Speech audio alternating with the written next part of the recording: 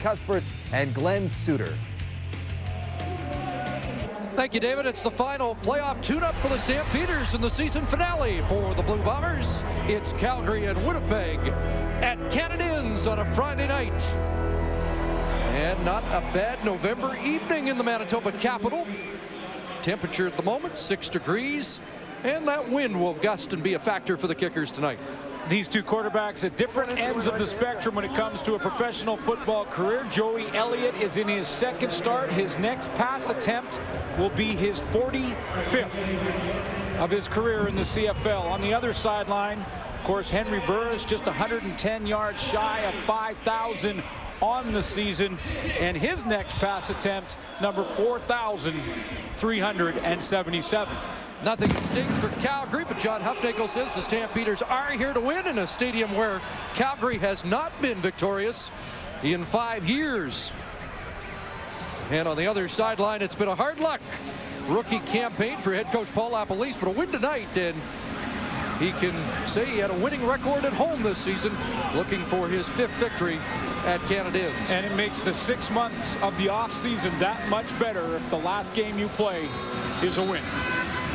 Justin Pilardi has it on the tee, and this game is underway. Wind will be at the back of Calgary in his opening quarter. And the return for Landon Talley up across the 45-yard line. And Henry Burris leads Calgary's offense out. How long we'll see him is not clear. We will see Drew Tate in this game, the backup, but for now, of course, the starting quarterback and outstanding player nominee for the Calgary Stampeders is Henry Burris. Nick Lewis, if there was an inspirational award, Nick Lewis probably the nominee and likely the winner in the Canadian Football League. And there's the nominee for outstanding lineman, Ben Archibald, the left tackle. Burris 110 yards away from his second 5,000-yard season, and he takes off right away. Big hole. And Burris down in the Winnipeg territory at the 47. Not the first play you'd expect from Henry Burris on a night like this. No, and I'm sure John Hufnagel doesn't want to play him much and doesn't want him doing much of that either. There's Doug Brown and Philip Hunt, both highlighted because Hunt leads the league in sacks with 16. Doug Brown, 5 sacks, outstanding season-end career. Rico McCoy starts at middle linebacker.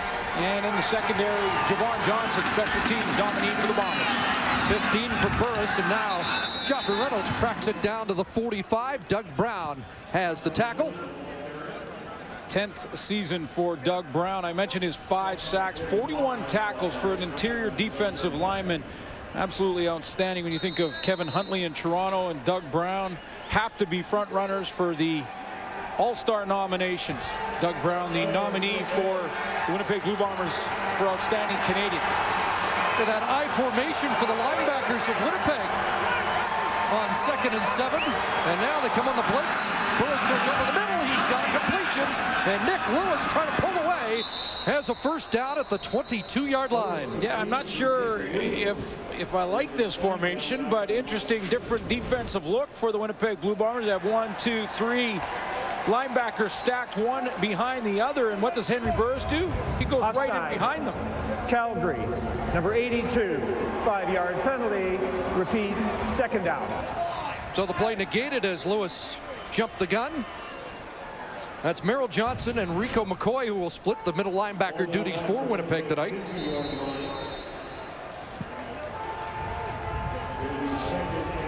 How about the TSN CFL poll that had 7 different categories which involved Nick Lewis? Players nominating Nick for his multi-talents. So it's 2nd down over and 12, and Burris has an open man. There's the former Winnipeg Blue Bomber, R.J. Franklin, down the sidelines, and he has a first down. Calgary Stampeders are going to have to do this as every team that plays the Winnipeg defense, and that is to double team Big Doug Brown in the middle, that defensive line for the Bombers. You're going to have to put 2 men on him because the one thing that Doug Brown does, play in and play out, every single play of his career is dent the pocket. He is going to push that pocket back whether he's double teamed or not, and he does it again. Now Burris worked around him and picked up a first down.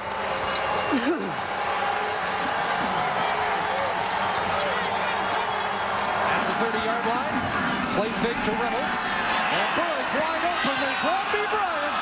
Another touchdown for Bryant. Back in Winnipeg, his 50th touchdown of the season. And he has been riding high.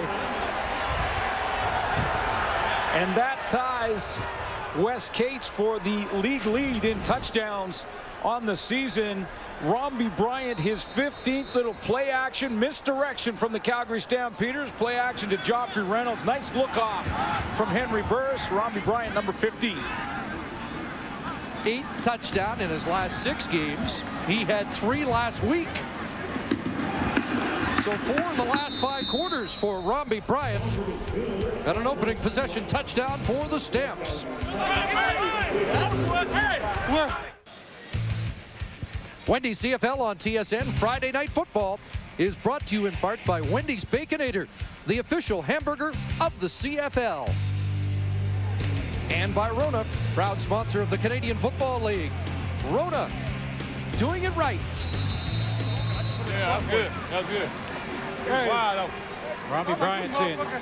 That's good. That was a good call. Wide open. 2 seam routes. One by Robbie Bryant coming across the face of the safety Ian Logan, and one right down the hash mark by Kenyon Ramble.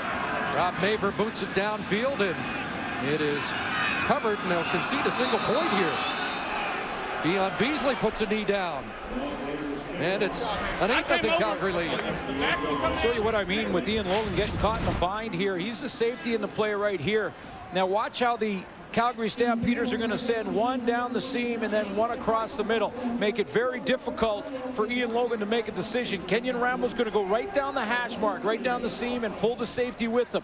He's going to pull Ian Logan this direction, and when he does, you see Robbie Bryant shooting through that middle across the face of the safety. He's wide open in behind, and the far side corner did not get deep into his zone. So those 2 mistakes, and Robbie Bryant is in the end zone untouched. So it's the second game start for Joey Elliott, the 3-man rush, and that ball is brought down out of bounds, incomplete, intended for Terrence Edwards in a race for the leading receiver in the Canadian Football League. Well, he's racing right now, as is Fred Reed, for the rushing title. He's going after Corey Boyd in Toronto. There's Terrence Edwards, who is in a race right now with Andy Fantus in Saskatchewan, and Arlan Bruce, who may not play in Hamilton's last game. One change in the O-line at left guard. It's Luke Fritz in for Brendan Labatt. Our starting lineup brought to you by Rona, proud sponsor of the CFL. Rona doing it right, 2nd and 10. And that pass out of the reach of Corey Watson. And a 2-and-out for the team that leads in that category this season, the Winnipeg Blue Bombers. Yeah, and you're going to have to be, I think, Bomber fans are going to have to be a little patient with their quarterback in his second start. He threw for 119 yards last week. Completed 50% of his passes. I guess the good news is he did not throw a touchdown.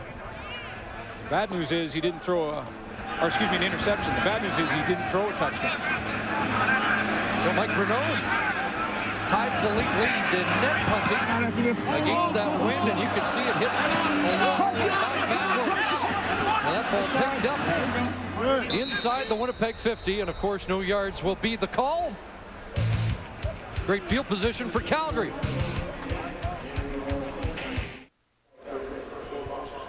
Back at Canadians, and on the sidelines is Sarah Orleski. Chris, we see Henry Burris back out on the field, and it's a little bit surprising. Having talked to John Hufnagel heading into the game, he said that his plan with Burris was to let him have some success and then pull him, whether that came on the first drive or in the second quarter. So a little bit surprising to see him in right now. Not sure how long he will be staying in. Hufnagel did say that we would be seeing a bunch of players such as Jabari Arthur and Ryan Thalwell get more touches in this game, and by the end of tonight, we would have seen every player that made the trip for Calgary get into this game. Well, that would indicate Darryl Clark will see some time at quarterback. Joffrey Reynolds gets the carry here, and he is tossed down.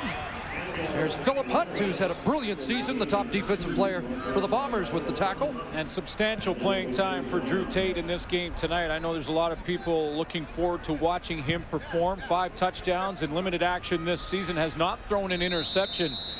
Really nice completion percentage at 76.3, and he should get plenty of playing time tonight because Henry Burris' first drive was successful. How about a touchdown successful? Hank's 60 yards away from 5,000. He's 9 yards away from 500 yards rushing. And somebody jumped the gun. It was Kenyon Rambo, the intended target. This will be coming back. Or will it? Winnipeg might just decline the penalty here as the Bombers stop Rambo short of the first down. Yeah, it depends on how short. Police looks like he is indicating he'd like to decline it.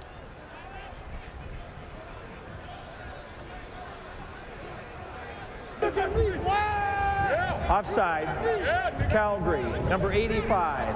Penalty is declined, third down. So that's twice in 2 series. The Stampeders have had a receiver offside. The field goal team will come on.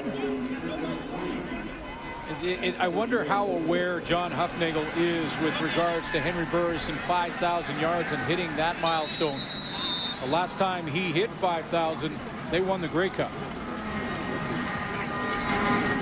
The Rob Maver, who wants to improve his accuracy outside the 40, will get an early opportunity here from 41. He is 2 for 9, and the only 2 are against the Bombers. And now he has 3 from outside 40, all against Winnipeg. It's 11-0 Calgary. The CFL on TSN is brought to you in part by Nissan. Shift the way you move.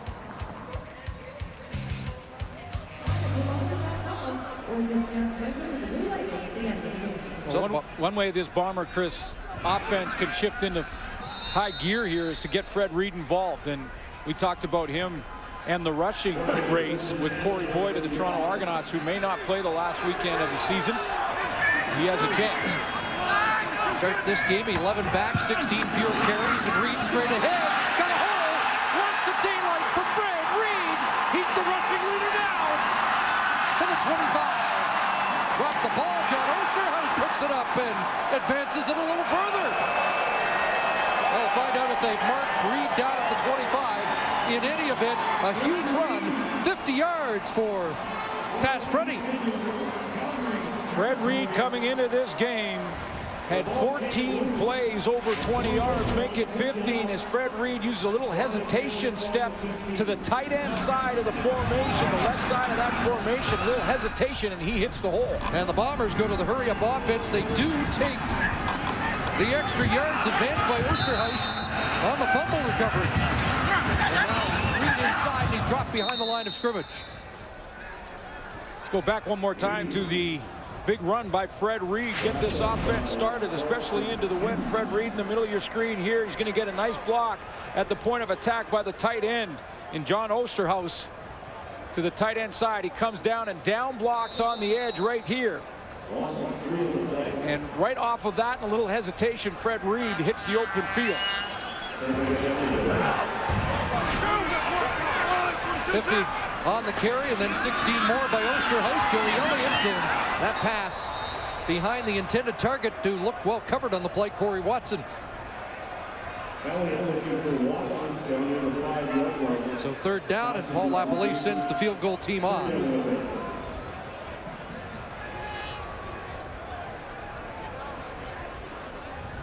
You wonder if they went no huddle after the Reed play just to make sure they got the extra yards for Osterhaus there. Quick snap, no challenge, and also wanted to catch maybe that Calgary defense when they were trying to catch their breath after the long run. Justin Pilardi's been very good since joining the Bombers about midway in the season. And he puts the first piece of the game through for Winnipeg. All set up by the big Fred Reed run.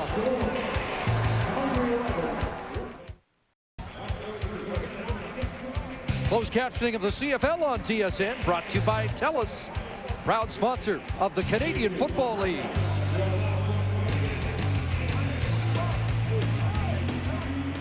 So Joey Elliott still looking for his first completion of the night. What a big run for Fred Reed, gets the Bombers on the scoreboard. Split kick, and Talley picks it up and crosses the 40. And not much more. Good downfield cover. Brandon Stewart there first. And that will be it, it looks like, for Henry Burris, barring injury here, to Drew Tate or Daryl Clark, as Drew Tate now comes in to run the offense out of Iowa. 343 yards passing in limited action in 2010, and those amazing 5 touchdowns, no interceptions, no mistakes made when he has been on the field.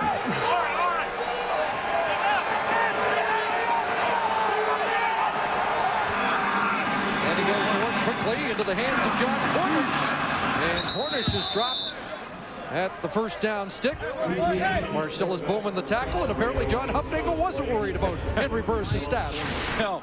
And just short of 5,000 yards passing. He did that in 2008, the year they won the championship, and Henry Burris will be just shy of that this year unless he does come back in this game, but I doubt it. Once they're out there and on the sideline, he's going to cool right down, and that is likely it for him. We get a good long look at Drew Tate.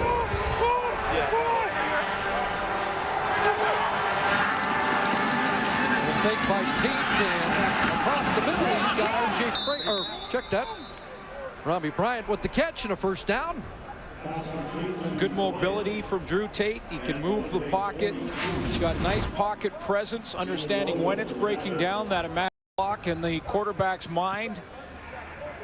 Good awareness as he's rolling to his right to scan that field and find Robbie Bryant. Coming into this game, his career completion percentage, 77.6%. John Cornish the ball carrier, and he's hit hard and taken down around the 37-yard line. Cornish 10th in the league in rushing in what has been an outstanding year for him in part-time running back duty.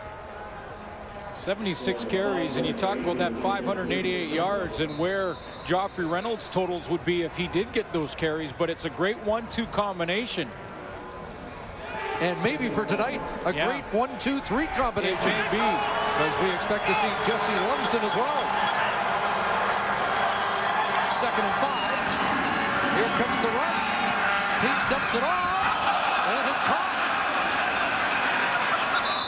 The catch is made close to a first down by Kenyon Rambo. It didn't look like he was expecting the ball. No, he wasn't. He was coming across the middle and just caught it out of the corner of his eye, turned and reacted. Somehow the good receivers come up with those catches anyway, and he's a great one. He comes all the way across the field. Drew Tate, obviously not his primary target, but he's flushed a little bit, has to move around, and it catches Rambo by surprise. He catches it almost defending himself, and will make this very close. Jonathan Hefty, the tackle, short of the first down. Third down. Under a yard away. And the short yardage quarterback is in the game now. And he's been almost automatic this year in that department, hasn't he? In fact, Drew Tate has sprung a couple of big gains on 3rd and short yardage. He's not looking just to get the first down. He's looking to actually make a big play if possible. In fact, probably could have had a couple of touchdowns in short yardage, except for a couple of times when wide open, he's actually stumbled.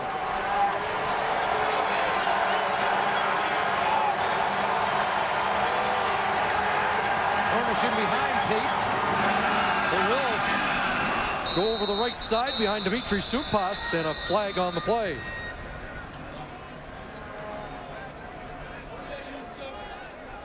John Hufnagel with a great opportunity, and you know, you talk a lot. Offside, Winnipeg number 40. 5-yard penalty, first down. Odell Penalty, Willis called for the 13th time offside this season. And he had 5 penalties last week. I was thinking, you know, John Hufnagel has a great opportunity that's been earned. You have a great regular season. You have the right now to make the decision as to how long your starters will play, how much you want to rest them. I know there are some that think you should play your starters all the time. John Hufnagel, he's earned the right to make that decision. Here's the pitch to John Cornish, and he's brought down immediately. And that is Odell Willis, who's had a strong year, and the only drawback for Willis has been the penalties. 5 penalties last week versus Edmonton, and 3 of them the 15-yard version. 23 penalties on the year. And he had a nice conversation, a long conversation with head coach Paul LaPolice about it this week, where Paul LaPolice said, look, if you keep doing it, I'm going to have to take you off the field, and we're not as good a team when you're not on the field. 2nd and 10. Tate to pass. some trouble and bounced off his own man and goes down. Is that Ben Archibald, the left tackle he bumped into? The nominee for outstanding lineman, Ben Archibald, that left tackle spot.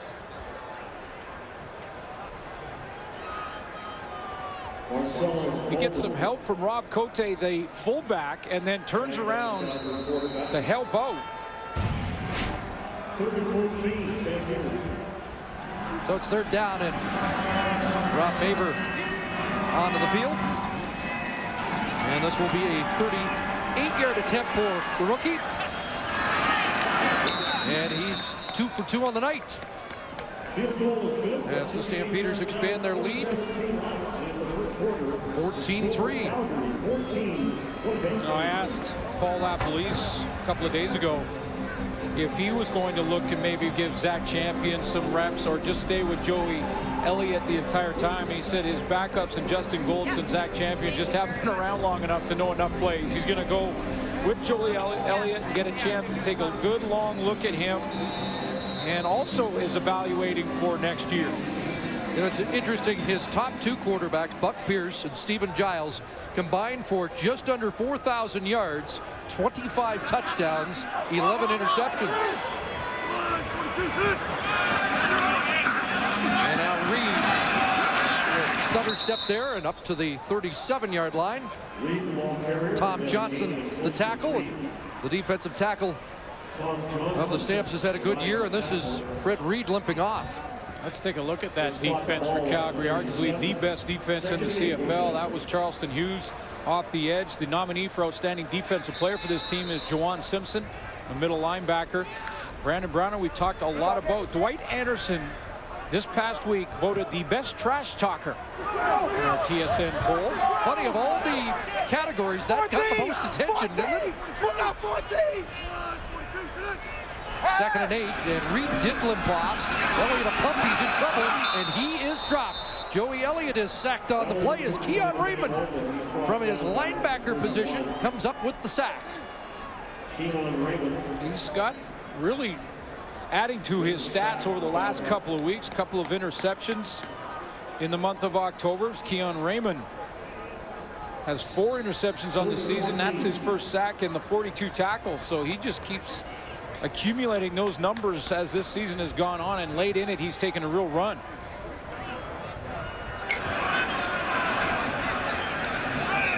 R.J. Franklin, one of the return men back, the former Bomber, is Mike Renaud. Again, the wind holds that up. Talley drops the ball, but no yards flags are flying, and that will be a 15-yard no yards against the Bombers. You mentioned Fred Reed was limping when he went to that sideline. No yards. Winnipeg, number 21, 15-yard penalty. First down. Alex Suber called no yards, and let's take another look at what happened to Fred Reed. He tried to accelerate through the hole, got caught from behind by Tom Johnson. And did he roll on his ankle? Juwan Simpson over the top as well, but it looked like he went down and grabbed his left ankle immediately. Heavy 6-3. Windy night in the Peg, and it's a field position game right now, and Calgary is in terrific field position toward this opening quarter. The wind at their back, and Joffrey Reynolds back into the game, and he's taken down by Jonathan Hefney at the 31. Let's take a look at that race for the rushing title in the Canadian Football League. It's going to be a question mark as to whether or not Corey Boyd will play the last game of the year for Toronto. They may rest him for the playoffs, and there's Reed just ahead of him now. Joffrey Reynolds still on the field. A ways to go to catch up with. So as of right now, in the final week of the season, Reed's the leading rusher, Edwards the leading receiver. Here's Drew Tate. Is a completion and a first down, and Kenyon Rambo has another catch. Oh, I like that throw on the run from Drew Tate. He just nice stride, stepped into it, didn't rush it, came around the corner, got his shoulder square to the target, and then just rotated his hips and his lower body through the throw. This is just textbook techniques. He gets the ball up high, little pump fake to try and influence a defender, and that ball right on the money on the sideline to Kenyon Ramble. That's just textbook on the run. So Drew Tate is 4 for 4. And relief from Henry Burris here in the opening quarter. And make it 5 for 5 as he's got Brian Thelwell inside the 10. Thelwell with 4 catches last week after not grabbing a pass since mid-August. And everybody's going to be involved tonight. That's the game plan for Calgary. Well, one of the issues that you have if you're John Hufnagel is that the rosters are so small that there's not a lot you can do. Not every player has a backup, a separate backup. For instance, Ryan Thelwell probably backs up 3 or 4 different receiver positions. Second and a yard and a half. Tate on the right side. And Drew Tate close to that end zone. They'll mark him out at the 1. He took a good hit there. It was almost quarterback sweep right. The old high school play. This is what I talked about with Drew Tate, not just wanting to get the yard and follow his center every time. He'll pick a hole. He'll try and find a soft spot and take off and find it. And he took a big hit there right at the point of attack from Merrill Johnson. And while Henry Burris won't run for over 500, the combination of the two will be around 700 yards rushing from Calgary quarterbacks. And now they're first and goal at the 1. And Tate's going to throw into the end zone. It's a touchdown. And is that Randy Chevrier? Yes, it is. With the touchdown catch. Plays on the teams, a backup lineman. Could be an emergency defensive lineman. Occasionally, he is a tight end on short yardage and down at the goal line. And this time, Chevrier on the, right here on the right side of the formation, left defensive side. And there is Chevrier just sneaking through, not picked up by Rico McCoy. First career touchdown for the veteran out of McGill. And they'll have a week to talk about that in the off week as Chevrier celebrates.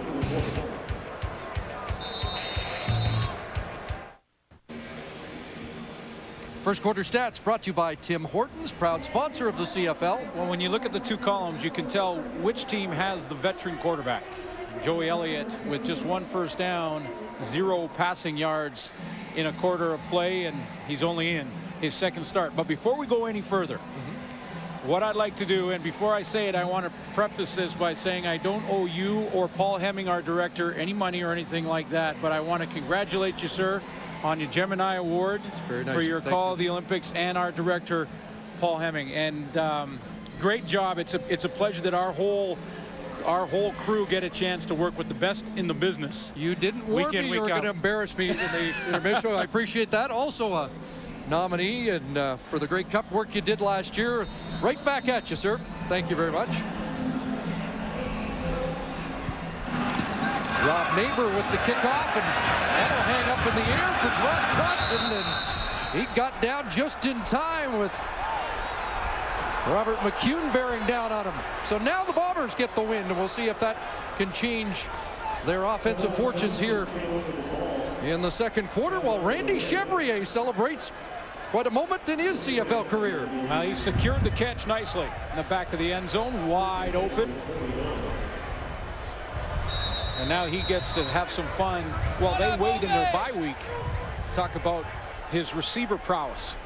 It's actually fun watching Randy during the game because he sends in signals for Chris Jones, and it's some pretty neat sign language that he delivers. There's a pass complete, and Terrence Jeffers Harris has a first down. He's run out at the Winnipeg bench in Calgary territory at the Stampeder 48-yard line. Let's go back one more time and show you that Randy Chevrier touchdown. You don't get many chances to see. He's the tight end to the right side of the formation, right at the top of the line here, and he's going to run, fool everybody as they flow to the football, thinking Joffrey Reynolds has it, and secures it. Catches it with his hands too. The big guys usually will catch it against their bodies. He reaches out like a receiver, and he's still talking about it. Yes. Chris Garrett with a cut back, and Garrett into the game for Fred Reed.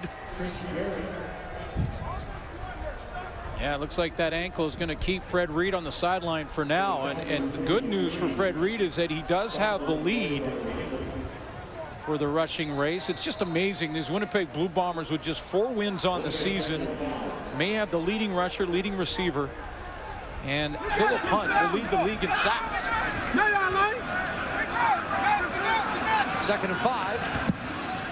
Elliott went through a couple reads, couldn't find anybody, and now on the run, first downfield, and can't hook up with Aaron Hargraves.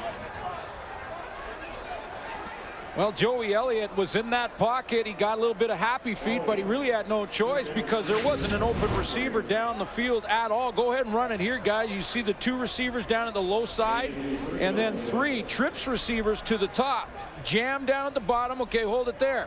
Everybody's covered. 1, 2, 3, 4, 5, all covered across the board. Man, right on the shoulder of their receivers. Nobody open for Joey Elliott. Someone's got to shake free.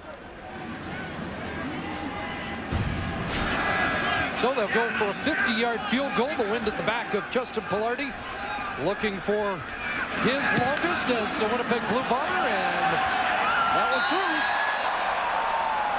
Might see some long-range kicks tonight. There's a 50-yarder from Pilardi. Welcome back to Winnipeg, and let's rejoin Sarah Orlesky. Well, Chris, with nothing on the line for the Bombers from a team perspective, them playing for pride and for some, their jobs for next season, there are some personal milestones that are out there, and you've talked a lot about them, from Philip Hunt, who could finish this season or should finish it as the sacks leader, to Terrence Edwards and Fred Reed. Now, Reed currently sits first in rushing yards because of his night so far tonight. Jim Barker has said today that Corey Boyd, the Argonauts running back, will not play this week. That is their intention. So that should mean that Fred Reed runs away with the rushing title, and it would be the first time since 2006 that a Bomber has done that. Just amazing, you know, a Bomber team with 4 wins will have all of those leaders in the individual categories, have 16 sacks defensively for Philip Hunt. There's the numbers for Terrence Edwards and Reed. And although that was in 2007 when the Lions did it, it's the only time since they've tracked all those stats that it's been done before. That year it was Cameron Wake, Joe Smith, and G-Roy Simon in their respective categories. And Nick Lewis hit by Dion Beasley, but Lewis able to generate some momentum forward and should have the first down, and that was pretty neat work by Nick Lewis, and good contact from Dion Beasley. Yeah, you've got to brace yourself when you're going to go up and tackle Nick Lewis. There's no question, and that's well documented this year. And sometimes if you go down too low, he'll jump right up over top of you. The Winnipeg Blue Bombers know that all too well. Tate 7 for 7. And here's Joffrey Reynolds, and tripped up a little at the line, but his momentum took him forward almost to first down yardage at midfield. Interesting situation here for Calgary. Normally in a second and short like this, the first down is obviously the main objective, but you know, when you're heading into the playoff race, John Hufnagel here could try and go with some plays like a second down, a little play action and over the top to plant seeds in the minds of whoever they play in the West Final. Even the first and goal play, the 1-yard throw to Randy Chevrier, the first time we've seen that this year. 2nd and 1, and Reynolds will have the first down. Eric Johnson playing inside tonight at middle linebacker for Joe Lobendon with the tackle. It's just a chance for a coach that's got that break to make sure the opponent, whether that be the Edmonton Eskimos, the BC Lions, Saskatchewan Roughriders in the West Final, will have to spend practice time working now on Randy Chevrier down in the goal line in double tight end situation. You're going to have to spend practice time on that. If they try some other trick plays tonight, teams will have to spend practice time. First down Stamps. Play action fake, and that ball, I think, knocked down. Philip Hunt got a hand on it. As he continues a brilliant year, he's had a sack against every team in the league and 10 consecutive games with a sack. His 3rd knockdown of the season as he steps up, reads that inside play to Joffrey Reynolds, and then reacts quickly to get his hands on it. Started the season against the Hamilton Tiger Cats in a win for the Bombers. with 3 sacks out of the gate. That got him going. He's only had 3 games this year without a sack in it. Just 3. That's remarkable. Top defensive player for the Bombers and a strong candidate for top defensive player in the league. Moulton Hopkins slow to get up as he gets some help. That's the 10th knockdown by that front 4 of Winnipeg. And the Calgary Stampeders also with 10 from their front defensive linemen. You know what was bizarre about Philip Hunt too, Chris, is that he had that first game against Hamilton and had 3 sacks. That got him started. He played Hamilton 3 more times, and those were the 3 games he did not get a sack in.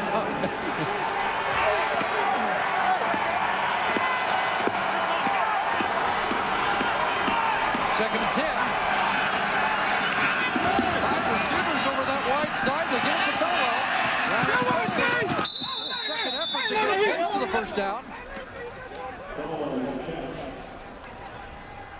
But he'll be up short, and the punt team comes on. Yeah, into this wind, that's way too far now for a field goal attempt from Rob Maver. Another play that I haven't seen from the Calgary offense to have that many blockers out in front of a hitch screen like that. I'm not sure we've seen 5 receivers to one side like that, but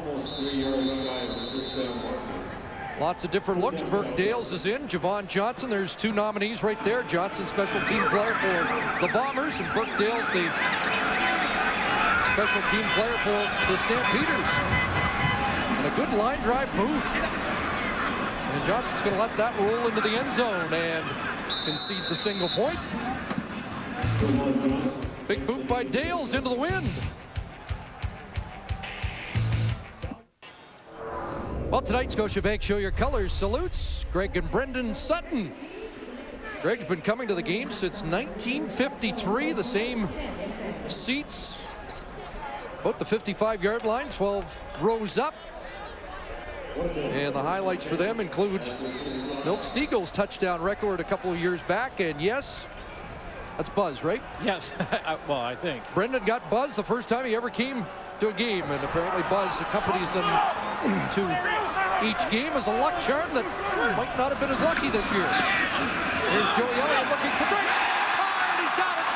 What a catch, and he's going to run a little further. What a matchup that is. Greg Carr at 6'6" against Brandon Browner's up 6'3", 6'4". Well, he's going to get the best Greg Carr in this matchup. Brandon Browner has been locked up on the likes of Andy Fantuz, G. Simon. Done a pretty good job against both those all-star receivers, and now Greg Carr will get a bit, but he gets first blood there with a nice catch. Joey Elliott dropped that right over Brandon Browner's shoulder. Did he ever? Right on the money. It's a 42-yard pickup, and the Bombers are in business. The handoff and down to the 30-yard line. Chris Garrett with the carry. You know, to build a house, and it takes time. Anything that's worthwhile doing is going to take some time to get done. And Paul LaPolice has some work to do, but he has some foundation pieces in this house, and that's one of them in Greg Carr. Big, tall target that just in game 1 had a huge night with 4 for 185 and 2 touchdowns in 3 quarters against the Montreal Alouettes defense. If you project his numbers over a full year, he'd be around 1,600 yards. Second down, and here's Garrett over the backfield, dropped the ball. Took a peek, Malik Jackson was in the vicinity, and Garrett put it on the carpet. And that's a sign of a young team, and that's what this team has gone through this season when you consider 8 games that they've lost by 4 or less points. And it's the inconsistencies. They get a big play by Greg Carr, they get some momentum. Joey Elliott looks like he's gaining confidence, and then a young mistake from Chris Garrett, who just took his eyes off the football for a split second. Lack of finishes plagued the team all year. Now Pilardi on to attempt from 38. And Justin Pilardi through. Boy, he's been the answer, hasn't he? 3 field goals on the night, 22-9, Calgary. Closed captioning of the CFL on TSN, brought to you by TELUS, proud sponsor of the Canadian Football League.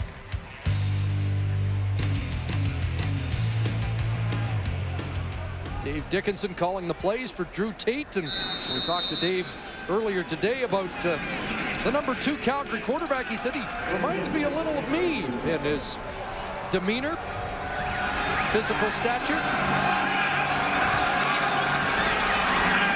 he gets that one through.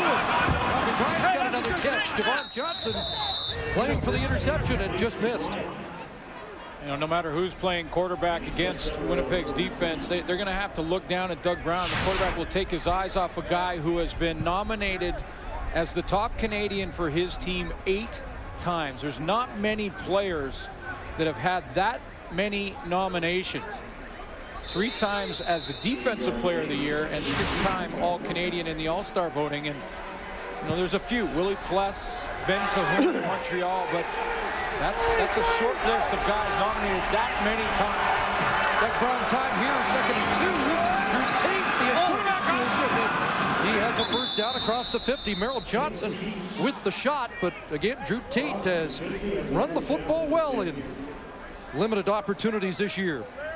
And he caught that Winnipeg D-line in a slant the opposite direction. They're going to slant away from that run, and this could be just Drew Tate deciding which way he wants to go on the line of scrimmage, calling it. You can see the slide protection goes to the left, and he comes back opposite that movement to the right side. Might be something we wouldn't have seen Dave Dickinson do a whole lot of. No.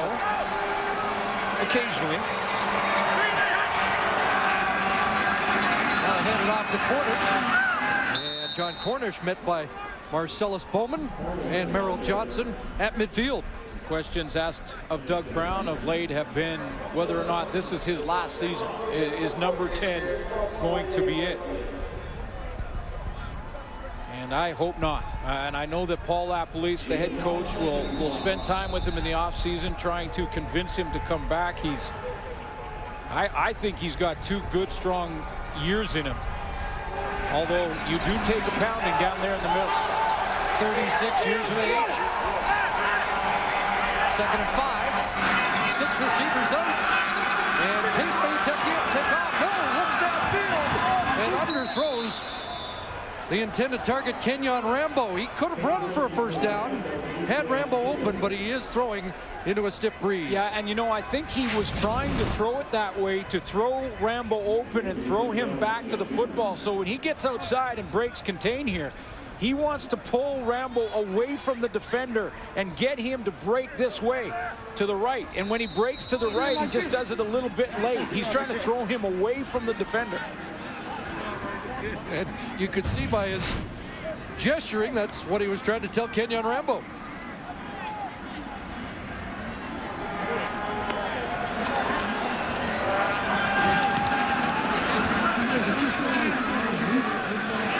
Dales to Javon Johnson. And he is brought down almost immediately. Well, the speculation about Doug Brown will continue during the offseason until he makes a decision sometime in the new year, but says it would be a lot easier if he'd already had a Grey Cup ring. It's a lot easier, I think, if we'd won a Grey Cup this year. There would be no question I would be retiring. You always want to go out on a high note, I think, and that's where it gets murky, you know, whether it's a high note individually or a high note in terms of team responses. But at this point in my career, it's all about what we can achieve as a group. And you know, we're pretty far off this year in terms of achieving any of those goals. So it makes it difficult to walk away when you just want to be part of something positive. That's the ultimate goal. And when you look at Doug Brown's career, I mean, well decorated, but what he doesn't have is that Grey Cup ring. Had a chance in 2001, had a chance in 2007. And fell short in the big game, and that's what's going to burn inside, and that's why I believe we'll see him back for another season. I have my fingers crossed, as I know a lot of football fans in the country do. 23-yard gain for Chris Garrett. Now Elliott rolls, and anybody home again? Good coverage, nobody open, and now throws it and almost picked off by Brandon Browner. But, you know, maybe a month from now, it's easy to say right now when we're up here that this team has a lot of foundation blocks in place to really move up in the standings. Before the pass was thrown, illegal contact on a receiver.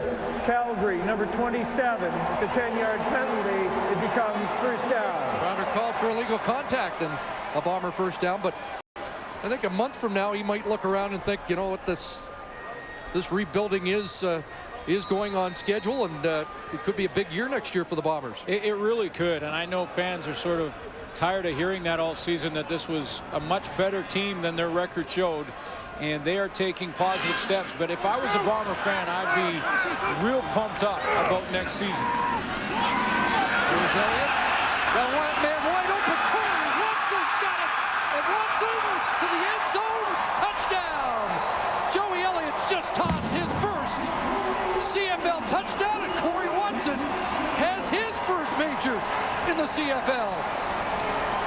Well, and Joey Elliott's going to roll to his left, flip his hips, and go back against the grain to Corey Watson for his first career touchdown catch. And another one of those guys out of Concordia, a top-round draft pick, 9th overall in 2010, and Corey Watson is a guy that you can build around in your Canadian content, and that's a nice throw and catch. Joey Elliott rolling to his left, flips his hips around, and goes back against the grain. 55-yarder as the Bombers close the gap, and a couple of rookies will celebrate that big play. You got to get your first to know you can do it. And I like the throw. You know, it looked like Joey Elliott was really starting to settle in. He was having some issues not finding an open receiver. But this is good play calling on the play action, rolling around. Now watch, he's got to get his shoulder and hips around, and he flips his hips nicely to lead Corey Watson and hit him in stride. Play action helps with protection here as he goes to play action. And that draws Big Tom Johnson down. He loses contain. He's got protection out front. Nice throw for the young quarterback.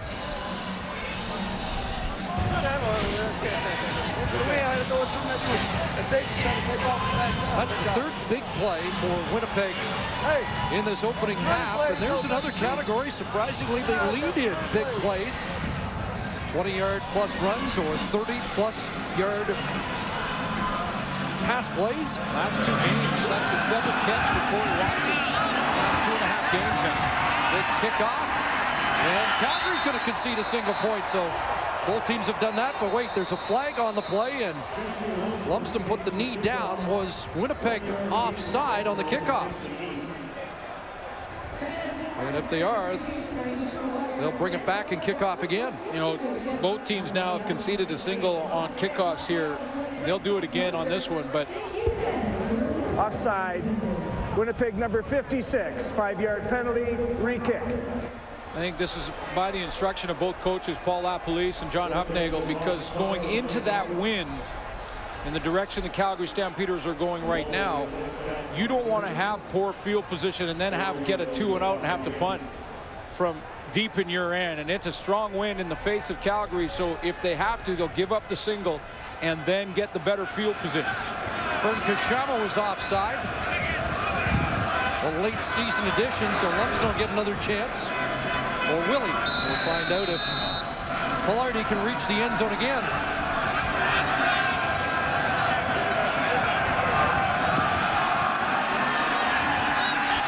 And Lumsden from his 12. Wesley Lumsden with a good return up over the 40-yard line. Paul LaPolice is taking some criticism.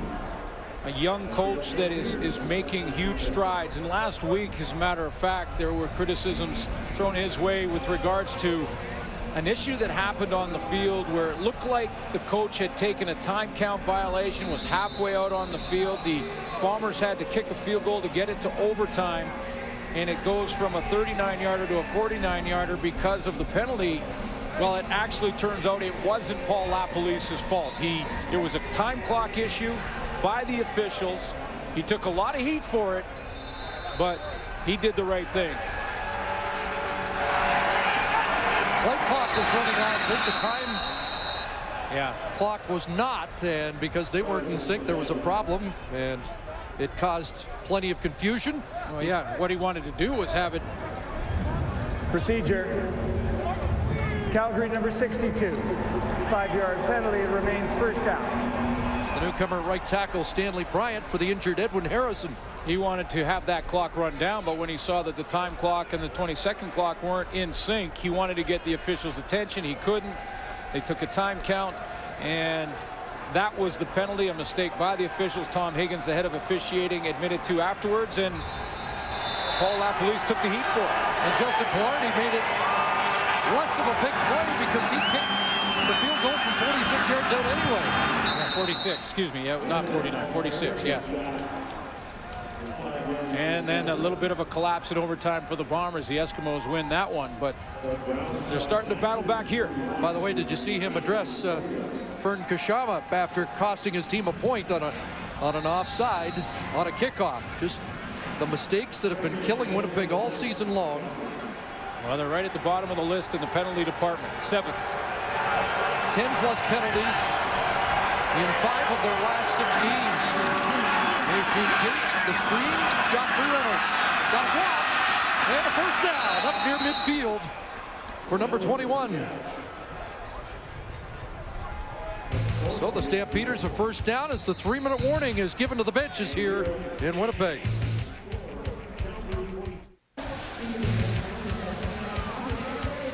Exactly 3 minutes to go here in Winnipeg, and then it's GMC Sierra live at the half. We'll check in with the guys and get their take on this first half that has become a battle of 2 young quarterbacks. Evaluation at halftime on how those 2 quarterbacks played. Joey Elliott in the second start, and a lot of Drew Tate. Matty telling you before the game that he doesn't see any problem with Henry Burris pretty well getting the night off, although he did have an impressive couple of series. And now has given way. Joffrey Reynolds still in the game. First down run off the right side, and he crashes down to the Winnipeg 50. Just before the 3-minute warning, Joffrey Reynolds had a nice run off the right side, and guess who made the tackle? Because he never quits. 6'8", 290 pounds, goes up the field on his pass rush lane and then hustles back. He sees it's a run. He comes flying across and is right there to make the tackle on Joffrey Reynolds. That's the type of effort you get from Doug Brown every single play. Next sack for Brown will be his 50th in a distinguished career. 2nd and 3 for the Stamps. And the handoff, Reynolds brought down at the 46, and that's a first down for Calgary. I'm surprised to see a lot of run from Calgary in a game like this. It doesn't change where they are in the standings. They're going to host the West Final, and Dave Dickinson is able to call plays to protect his players. We'll see a lot more run because of it. That allows the offensive line and receivers to get their pad level down, be able to drive out and make blocks rather than expose themselves in pass rush protection sort of blocking styles. Did say he wanted to play a fast game, keep the clock moving. The fake here, and now Tate puts that one out of bounds behind the intended target, Nick Lewis. Take a look at some numbers again that just don't add up to 4 wins in an entire season when you look at a team and defense that's ranked 2nd in yards allowed per game. Yards passing allowed 1st. Quarterback sacks 50 on the season. I mean, 14 more than last year. Kavis Reed's defense has given up 23 points more than the Calgary Stampeders. There's Tate looking for Bryant, can't pull it down, incomplete. He knew right when he pulled the trigger there that that one was just a little too far and headed to the sideline. But you're right. I mean, you know, I look at this Bomber team. They've scored 89 more points than the Toronto Argonauts coming into this game and have won 4 games less. They have fewer points allowed than Saskatchewan in the West, but have won 5 less games. I mean, when you look at those defensive numbers alone, how does that make the difference of 8 wins between the 12 of Calgary and Yeah. another good kick by Burkdale. Boy, he's done a nice job against the wind, and he's backed up Javon Johnson and the Bombers. A 41-yard punt into a stiff breeze, and now 99 seconds remaining in this first half. Your nominee earning that nomination.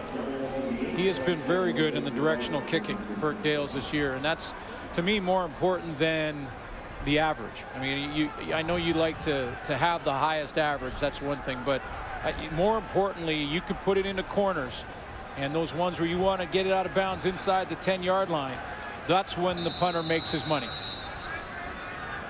And the occasional time when he has to really launch one from his own end. But I think those directional kicks are the most important part of the punter's job. Joey Elliott, coming off his first CFL touchdown pass, now has to dig himself out of a little hole here. And Terrence Jeffers-Harris gets the short toss, runs backwards and loses everything he gained. Devon Claybrooks ends up with a tackle. Let's see where the forward progress is. I think he gained a few and then lost them all.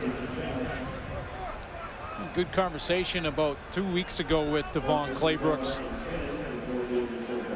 who is real GQ apparently. Like he came up to me and he said, "There's no way a guy this size should look as good as I look." That's the first thing. That's how the conversation began.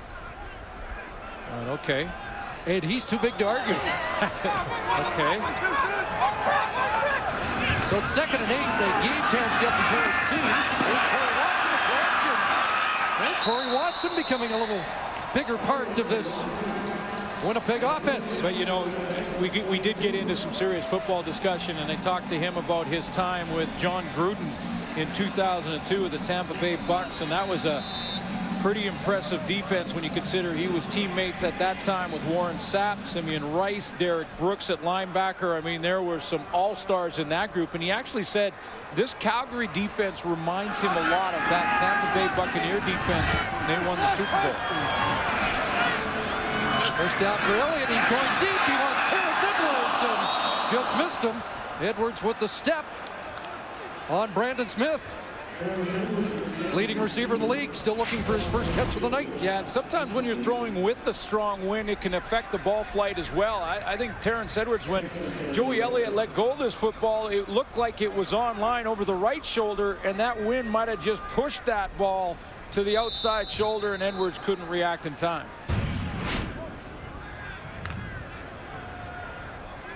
Game plan expanding just a bit for Elliott. Probably more importantly, he's just getting all the reps for a few consecutive weeks now. He looks at 2nd and 10. Gets a block. Going to take off. And he will run for first down and more. And Elliott finally dragged down. Raymond and Anderson converge, but not before Joey Elliott's all the way to the 51-yard line and a gain of 30. You know, I asked Paul LaPolice this week about Joey Elliott's game against the Edmonton Eskimos and said, you know, when you watched him and you evaluated every play, as every coach does, what did you see? He said, you know, I saw one mistake, and it was just before the half. He almost threw an interception to Rod Davis. He made real good decisions. There's Terrence Edwards again, trying to hook up with him, and Dwight Anderson was step for step.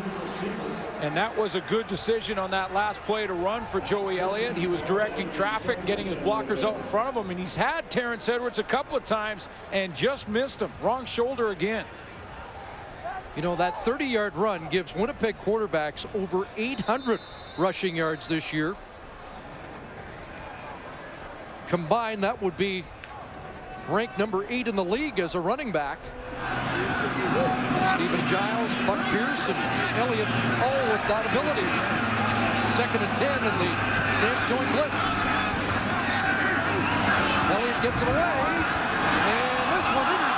No, it is intercepted out of Brandon Crowder's hands, and Dwight Anderson Anderson ends up with a football. This is what he gets the votes for. Little trash talk up there when he got the bounce, the ricochet from Brandon Browner. Two corners playing on the same side because of those matchups that Chris Jones, the defensive coordinator, likes to run. He likes to put his corners on specific receivers. He puts, in this case, Dwight Anderson on Terrence Edwards, and then he's going to put Browner out there on Greg Carr. Now, Browner had a chance at it when he hits the ground. Bounces off his chest, up in the air, and Dwight Anderson has it. So it looked like Browner was going to get his 5th interception of the year. Instead, it's Dwight Anderson's 5th interception of the season. Browner gets the helper. But I think 27, that's really his pick, man. He worked for that. We're going to split that half and half. Okay, so you know how they do sacks, right? Be half a sack. Maybe we go half a interception. Go ahead. Go ahead, Dwight. The #1 trash talker in the CFL takes us out at the half. 22-16. Stamps with the lead. TSN, it's been fun, baby. Come ride with the Bombers one last time. We on a mission, man, to go accomplish. That's to get that great cup. Stay tuned. All right.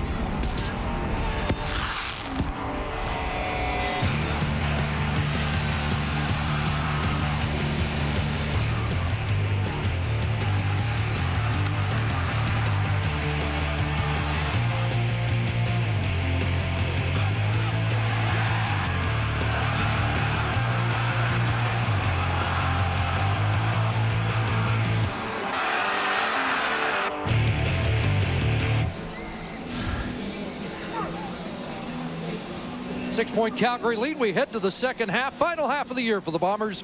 And right now to the sideline, Sarah Orleski with Paul LaPolice. Coach, it's the second game now that we've seen Joey Elliott. What did you think of his play in the first half? You know, I thought he's seeing the field well, and he made a couple good throws. And, you know, in the wind, it's tough to really throw, even when the wind's with you. So we missed a couple throws down that last stretch, but he's managing the game well. Fred Reed, we didn't see him come back into the game after he injured his ankle. Will we see him in the second half? We're going to evaluate that and keep going. We taped him up, and we'll see how he is. Thank you. Thanks, Sarah. Bombers will get the football and the wind in the third quarter. So Paul LaPolice has a chance here to take advantage of that. And Winnipeg looks for its first lead of the night. A couple good throws. You heard the coach talk about with Joey Elliott. Both quarterbacks are young, and both quarterbacks are trying to manage the wind tonight. And that's maybe we're not talking about enough because it is affecting play. In fact, it just knocked the football off the tee. So Mark Calise will hold it for Rob Maver. Beasley's back. There's that high kick, and this could be anybody's football. Oh, that was contact before the ball arrived. What a hit that was. And flags fly. It was Eric Fraser. Backup free safety. Tried to time it up, but arrived a split second too early. Well, and played the man and didn't even look to find the football.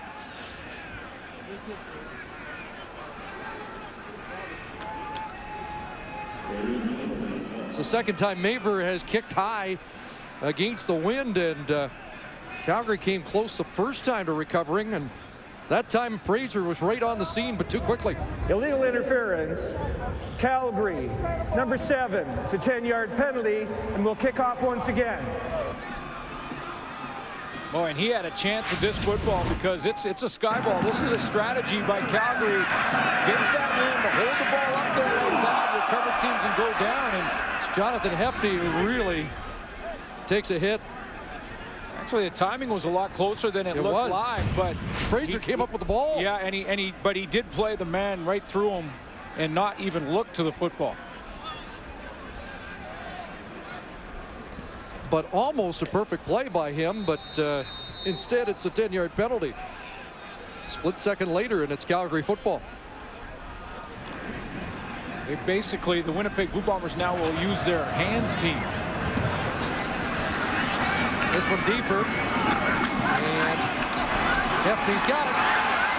So unaffected by the big hit. And a good return. Finally out around the 45-yard line of Calgary. So they will start the second half in Calgary territory. Yeah, and for the Bombers now, it's a real sense of urgency in this quarter. They got the wind at their back. They've got a chance to try and put some points on the board here, but this quarter runs out quicker. Because of stop time in the second and fourth, you get a longer quarter and oftentimes more plays. So Joey Elliott has to have that sense of urgency in this third.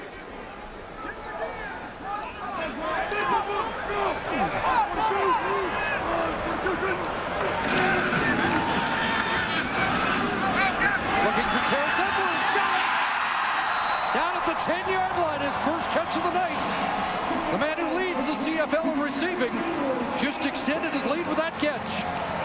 And he is with the wind, but Elliott shows you a little arm strength because, again, he rolls away and throws back. He's the middle receiver, Terrence Edwards, at the 3-receiver side, and he's going to just work off of TJ Harris. He runs the corner. Harris runs that post down the middle, and good throw from the backside of the play by Elliott. 35 for Edwards, who had 162 in his first meeting against the Stampeders. Now inside, Garrett breaks a tackle. And Chris Garrett shows you the first legs. Matt Dunnigan talked about a good run for 6 to the 4. Well, the only thing for Fred Reed is that these yardage does not add up to in his column. But Chris Garrett getting his opportunity out of Ohio. Again, sort of out of the same mold as Fred Reed, not a big running back.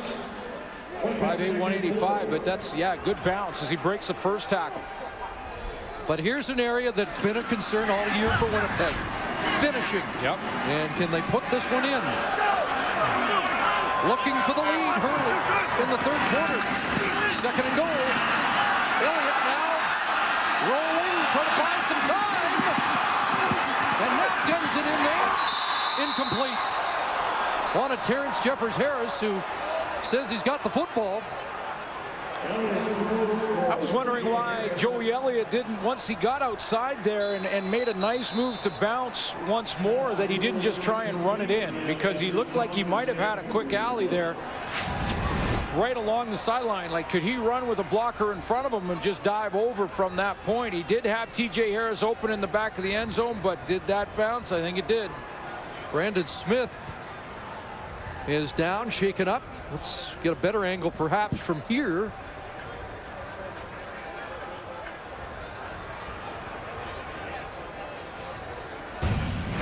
And Harris didn't argue too vehemently as the ball looked like it hit the turf and into his hands.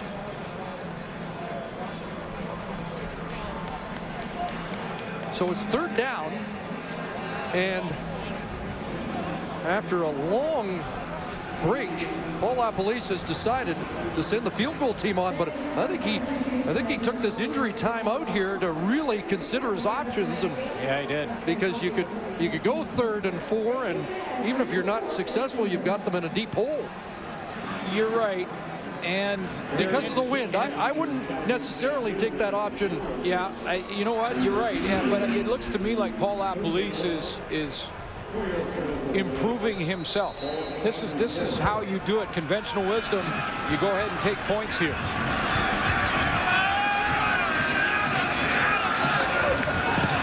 And the ball through 4-3. They cut the lead in half. It's now 22-19.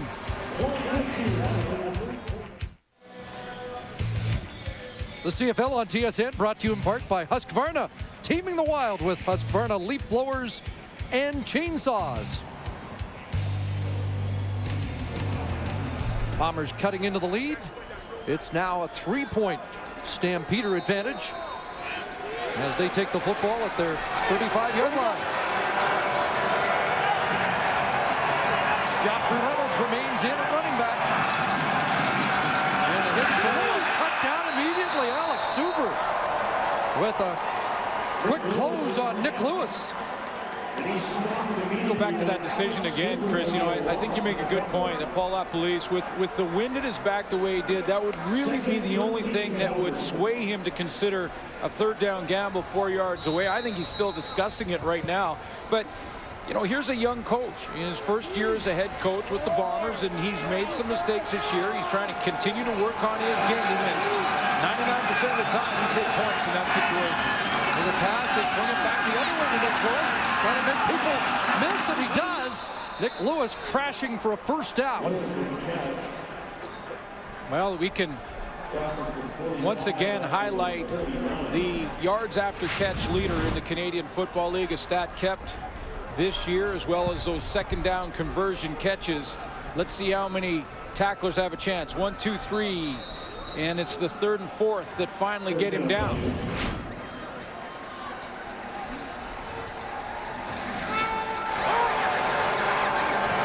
Seventh year in the league for Nick, and I think it's been his best. Now Reynolds on first down. He's brought down quickly. Doug Brown in on the scene, and we talked to Paul LaPolice prior to the game about his experiences in this his first year. I think the biggest thing that I learned is trying to have a quick eye on what's going on with your team. You know, I think I had to establish some things in the middle of the year that I didn't early on, just because my experience was more of a veteran-laden team, being my 3 years in Saskatchewan, where this team is a lot younger than that. So the big thing is keeping an eye on those things and seeing where you have to adjust, how you've handled the room, and how you've motivated the guys. And his team blitzing there, and Ryan Thelwell dropped the pass from Dutate, and Winnipeg will get the ball right back. Well, and you know, I know a lot of Bomber fans won't agree with this, but I think he has done a good job. Paul LaPolice is, it takes time to build a team. He's got a young team. He's got a lot of talent on this team. We've talked about the league leaders across the board. Yes, obviously 4 wins is not acceptable. It's not enough, but you have to take some time to, first of all, put your philosophy in and have everyone buy in. I think that's happening. Flag down, Javon Johnson running backwards, trying to get outside. Now he's got something, turns the corner. And up across midfield before he's out. Let's find out what the flag. And now a late flag is tossed. So a couple of penalties to sort out when we come back.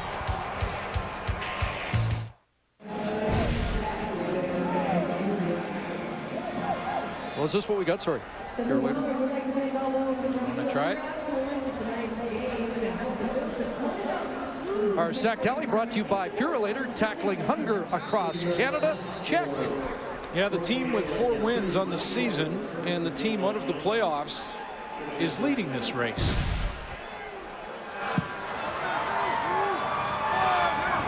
And now the Bombers take over. No yards was the call. It was declined, and Chris Garrett off and running again. First down run right down by the middle linebacker, Jawan Simpson. So the Javon Johnson return held up, and now they get a first down, and tempered boiling over here. Kelly Butler wants to get Greg Carr back to the huddle because he has been battling with Brandon Browner in a matchup we showed you early in the game. And last series they went at it. This series they've been going at it. They're to the left of your screen, and it's just rights and lefts, back and forth.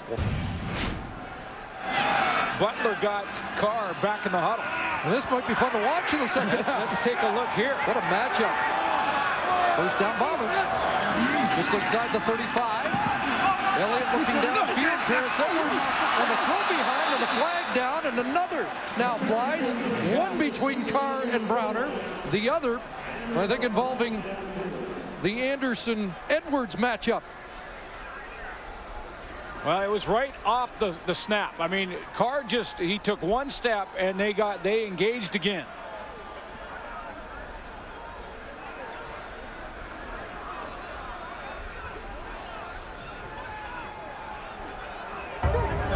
Major foul, face mask, Calgary 27. Major foul, face mask, Winnipeg 84. The penalties are offsetting, and it's second down. Okay, so both involved that one combination. And well, Carr's been called to the sidelines. Yeah, it's been an issue for Winnipeg, and that's why Carr's. But I mean, you got to battle back there. I mean, he got hit in the face, so he goes to the face. And last series, Browners, and he's going after Dwight Anderson's title for trash talking as well. 2nd and 10, and Garrett spinning and gets closed down and driven back. And again, the Bombers will be forced into a field goal situation. And for a game that's not supposed to mean anything, it is getting very testy on the field. Well, it means something to every one of those guys out there. I guarantee you that. Even if they're out of the playoffs for the Bombers, or they have the Western Division Championship and the bye to the final for the Calgary Stampeders. I mean, there's a lot of pride. These guys, they can't play backgammon without getting real competitive, and you can see it between Greg Carr and Brandon Browner. They're battling. Clardy was 4 for 4 last week. He's 4 for 4. Trying this from 41 yards out, looking for the tying points. And that is right down the middle. Justin Pilardi's hit 5. This game is tied. Tie game as we head back to the sidelines. Again, Sarah Orleski. Well, Chris, we've talked about this evening how this could possibly be Doug Brown's final game. So I spoke to some players around the league to just get a feeling about what the consensus was regarding Brown as a player, and they all spoke about his size, which is a given, his athleticism, which some said they don't believe he gets enough credit for, and also the consistency that he's had over the years, game in and game out. Injured Bombers quarterback Buck Pierce, who faced Brown for many years when he was a quarterback with the BC Lions, said that the greatest compliment he could pay Brown was that he was a nose tackle you had to specifically game plan against, and he was very happy to finally be on the same team as him. Now, as a betting man, Dave Dickinson said he doesn't think that this is Doug Brown's last season, said his play hasn't dropped off at all, so why would he retire, guys? I'm with Dave. So am I. AJ Tate with the pass. It's complete for a first down as Kenyon Rambo pulls that down. Well, sometimes he'll just crush the pocket, and sometimes he dents it, but he's always moving forward, and he's always got that big frame. I mean, Demetrius Sumplis, one of the star offensive linemen in the Canadian Football League in his 3rd year, and he got him on roller skates there. This is a good battle. Let's talk about Brandon Browner and Greg Carr. How about this one? Doug Brown and Demetrius Sumplis.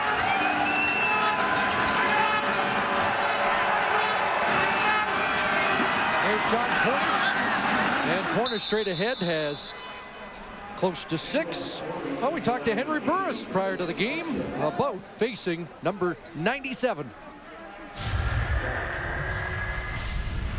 I've hated playing against Doug. I mean, you know, first of all, I mean, he's 6 forever. I mean, the guy is a huge man. I mean, you know, you don't make guys like that, you know, every day. And but I mean, for myself to have came into this league pretty much the same year that he did, and for us to have spent many years battling each other, going back and forth, him hitting me and cracking jokes on the field and things like that. But you know, the guy's one of the best players I've ever played against, especially defensive linemen. And for him to be a Canadian and be able to play and break the barrier like he has, he's really set a trend for the rest of the Canadian defensive linemen to come after him. Probably nothing more flattering than hearing accolades from the opposition. Well, that's where you have to be strong defensively to stop the run, get that good push. And when Doug Brown is eating up those double teams, that allows Philip Hunt, who leads the league in sacks, and Odell Willis, having a career year in sacks with 11, to get the one-on-ones on the edges. Takes put a couple first downs together here. Back into the hands of John Cornish trying the left side. And guess who? Just enveloped him and brings him down after a couple. And this is his athletic ability that Sarah mentioned, and a lot of players talk about and say that he doesn't get enough credit for his athletic ability. Yes, he's powerful, but that's good side-to-side lateral movement from Doug Brown to make contact with the line and then slide over to make another big tackle. A couple top Canadian nominees on that play. John Cornish for Calgary and perennial nominee Doug Brown. So pass situation here, 2nd and 8. Just under 6 minutes left here in the first half, and offside's going to be the call.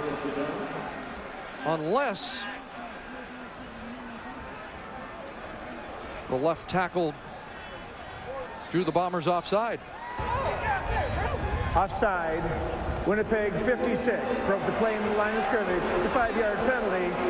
It will remain second down. That's Fern Kashaba, who was offside on the kickoff in the first half, so a couple for him in the game. I think what's frustrating for Paul LaPolice, it's not a big deal because it's a 5-yard penalty. Okay, puts him in 2nd and 3, but Calgary's eating up the clock. And Kashaba, who's just sent in for that last play, comes out as the situation changes. 2nd and 3. Cornish to run it. John Cornish has a first down. Merrill Johnson, the tackle. Well, we mentioned his 8 nominations for Outstanding Canadian. How about when you look at some of the great interior defensive linemen of all time, most times named All-Canadian? John Helton at 9, and there's Doug Brown, 6 times been an All-Star, a CFL All-Star, and Dave Fennell on that list as well. I mean, does it get any better? I don't think so.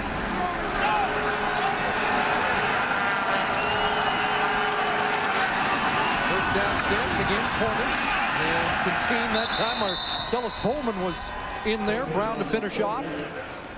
Well, you got to give some credit here to Drew Tate, who's putting together a nice drive, and what he's doing is he's eating up all the time on the clock when they're into the win. The Calgary Stampeders want to win the time of possession in the 3rd quarter. If they can do that, they get the win going home. Taking some time off the clock here. Working against the wind. And now looking at 2nd and long again. Stands in, throws, and has a completion. And another first down for the Stampeders. And Kenyon Rambo moves the chains again. Kenyon Rambo, number 2 receiver to the short side of the field, just on the inside, right on the numbers. Looks like he's going to use his speed, get a little push across the face there of Jonathan Hefney, and then just sits down. Kenyon Rambo's first game of the year was against Winnipeg. Remember, he missed the first 4. Has 6 100-yard games in 13 starts. There's Cornish trying that far side. And some heavy contact there. Good hidden outside.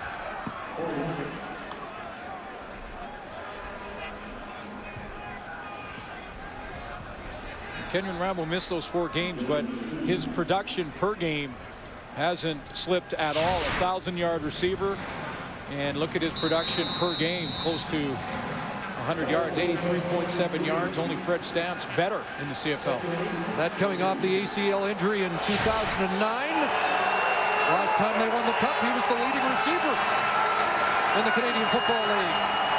Another 2nd and long situation, and John Cornish wrapped up and tossed down, and number 97's had another great night, just to make sure we all know he could still come back and play if he chooses to. Well, they're going to watch this tape alone and say, you know what, I don't see why you'd want to. I don't think you'd want to retire, would you? I mean, this is how well he's playing late in his career, 10 years. Takes the double team, makes the tackle, and Calgary will have to kick a field goal. But the Stampeders, that drive ate up 6 minutes with Winnipeg and the wind at their back. So Maver from 28 yards out. Calgary looking to regain the lead.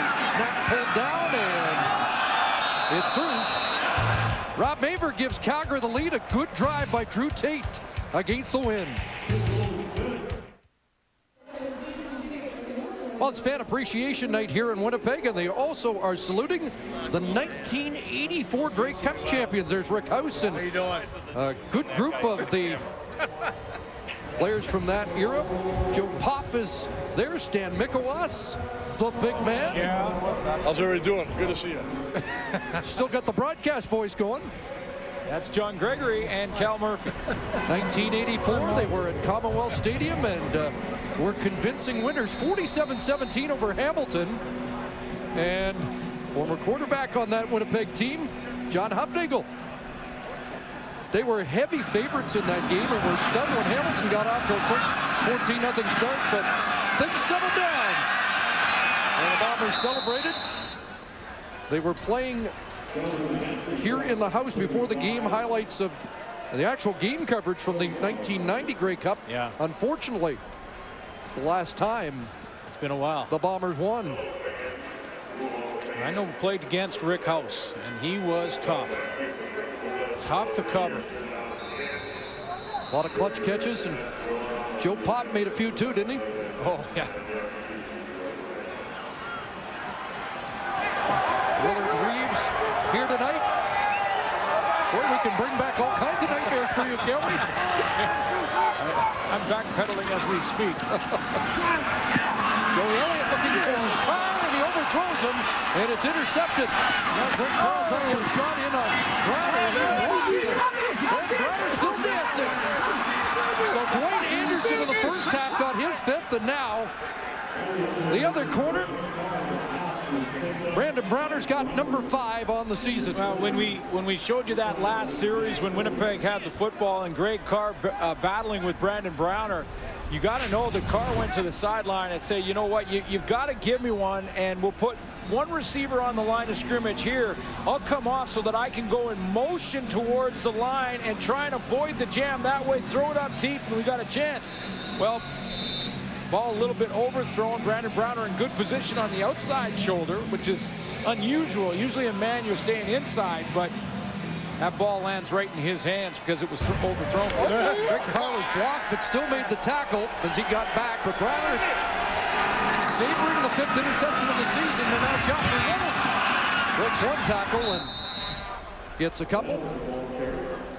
You know, Drew Tate out of Iowa was almost at Texas A&M. In fact, he had committed to Texas A&M, played some big games for Iowa, including back in 2005, the Capital One Bowl game with Jamarcus Russell, who had put 2 quick touchdowns on the board, left the ball with 46 seconds. On that last play, Drew Tate hit Warren Holloway for the winning touchdown. Iowa beat LSU. Capital One Bowl. As mentioned, he's a free agent. He will be sought after. A pass short of the target, and it will be 3rd down. Yes, and that's when you see his pedigree, when you see his college numbers, and then you see his development at this level. It'll be interesting this offseason if he can get there as a free agent. You know, the Stamps would love to keep him. 2 years in Saskatchewan where he didn't throw a pass but learned the game, and now 2 more seasons with John Hufnagel. And Calgary's going to leave the interesting decision here, and a win decision, yes, I think, here, because out of the range of Maber against the wind, and going to try and move the chains here. 3rd and 8, throws, and that ball incomplete. A little high for Nick Lewis, and it's a turnover on downs. CFL. And Dave Dickinson lamenting the one that got away because Nick Lewis was open. Yeah, a bit of a high throw after we pumped up Drew Tate and showed him beating Jamarcus Russell, who I believe has got a tryout right now for Washington. But Drew Tate a little high on this throw. Nick Lewis tried to cut in the middle. He does sit down and get a little bit of separation on Clint Kent with a subtle push. The biggest difference between Drew Tate and Jamarcus Russell right now is about 100 pounds. At least. So dying seconds of this 3rd quarter, and the wind advantage for Winnipeg. And Jared Jeffers-Harris gets cut down at the 45. Keon Raymond the tackle. And time for one more play with the wind for Joey Elliott. The season that could have been for T.J. Harris. A guy who was off to such a good start early on, had in his first 5 games over 300 yards, and then was injured. And it really put him back, and it took him a while to get back. In fact, he never really got back that early form. Didn't play in August or September, and you're right, not the same dangerous threat we saw in July. A stutter step there by Garrett up to the 49, should have the 1st down on the final play of the 3rd quarter. And Calgary has the lead.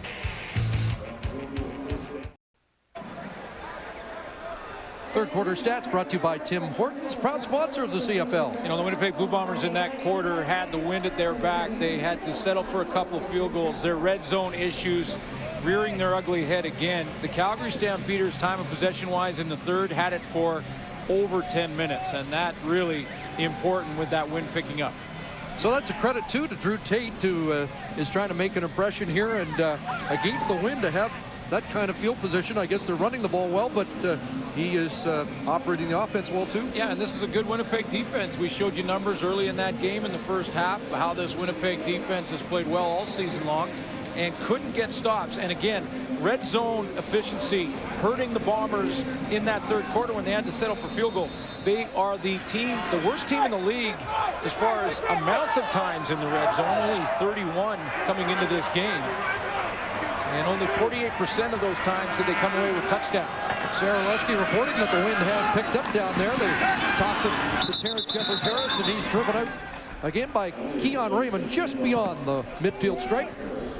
You know, I give you specifics with TJ Harris. You know, in his first 5 games, he had 21 catches, and in his last 5, he's had 21. But the difference in yardage is a lot. 317 yards in the first 5 and a 165 in his last 5. He just never got back on track after the injury, but as a guy that I know they're looking for next year to be a big-time playmaker. Thought he'd be the Rookie of the Year based on his first month. As it turns out, Andre Douglas, the left tackle, is the Bomber nominee in that department.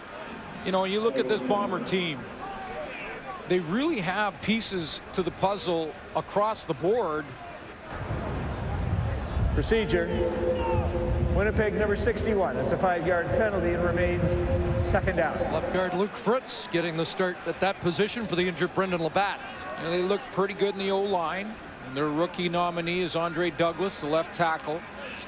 Kelly Butler looked good at right guard, making all 18, or right tackle, making all 18 starts. Absolutely. Brendan Labatt, one of the best in the league now, but unavailable for this game. 2nd and 10. Elliott rolling. Anybody open? Just throws it away. Took a late hit there, and the Bomber bench asking Bud Steen why no flag was thrown. Robert McCune there.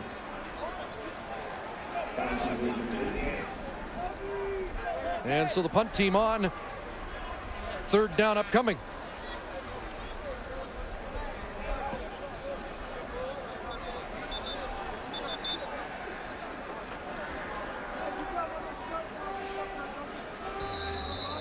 Joey Elliott's been a quick study in a couple weeks. He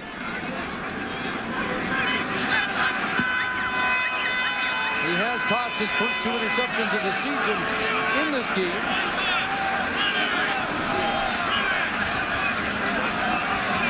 Against the wind.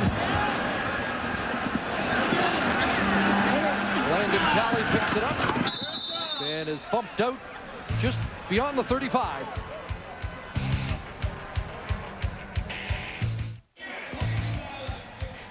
The CFL on TSN is brought to you in part by the 2011 GMC Sierra Heavy Duty. Never send a truck to do a Sierra's job. Stamps have the lead in the football, a 3-point advantage. Calgary tonight has got over 600 points on the season. First time they've done that since 2000. And Jesse Lunson in at running back as Drew Tate hooks up with Nick Lewis for a big game, and he's still going. Finally dropped at the Winnipeg 40. More of what we've seen all season long from number 82. I like the quick decision as well from Drew Tate. You're going to see Nick Lewis lined up in his normal slot back position. He almost as a tight end just off the line of scrimmage. One quick step to the outside and then inside position on Jonathan Hefney. Quick decision by Drew Tate, and he knifes it in there. Now over 8,000 receiving yards in his 7-year career. Fake to Lumsden, and Tate's got a wide open receiver, and Kenyon Rambo into the end zone. Touchdown, Stampeders. 39 yards, Tate to Rambo for his 8th touchdown of the year, and another ride for the receiving core. Last year it was Hamilton and the Boats. Yeah, and I wonder if Kenyon Rambo might just get a penalty for that, and if a couple of the Calgary Stampeders might be lighter in the wallet for it as well.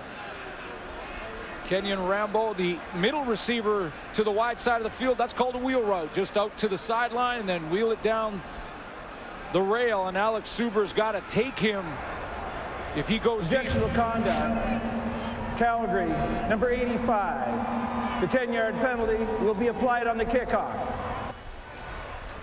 One the officials let them get away with in the first half, and apparently even John Hufnagel saw some well, Kenyon Rambo went up to him and gave him a big hug, and I think the coach was going to say, okay, don't cost us a penalty on that.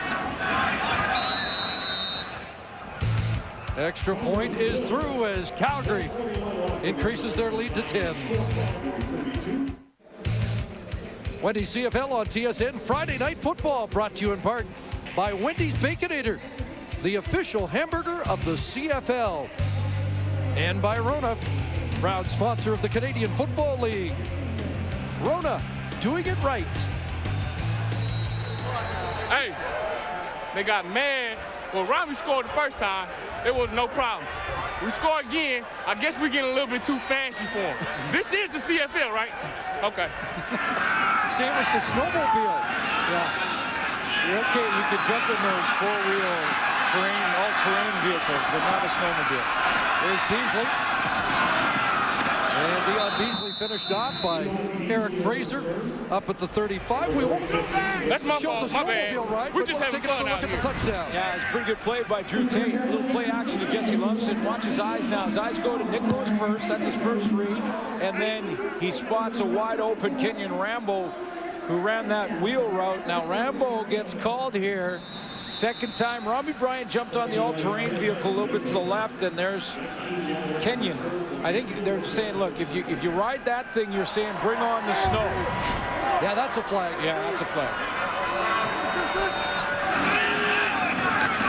There's Garrett, right side, and some shoulder pads pop there as we join Sarah Orleski. Chris, we heard Paul LaPolice at the half say that they were going to take essentially a wait-and-see approach with Fred Reed. Well, Reed didn't come out of the locker room until the start of the fourth quarter. He is in sweats, and obviously his night is done.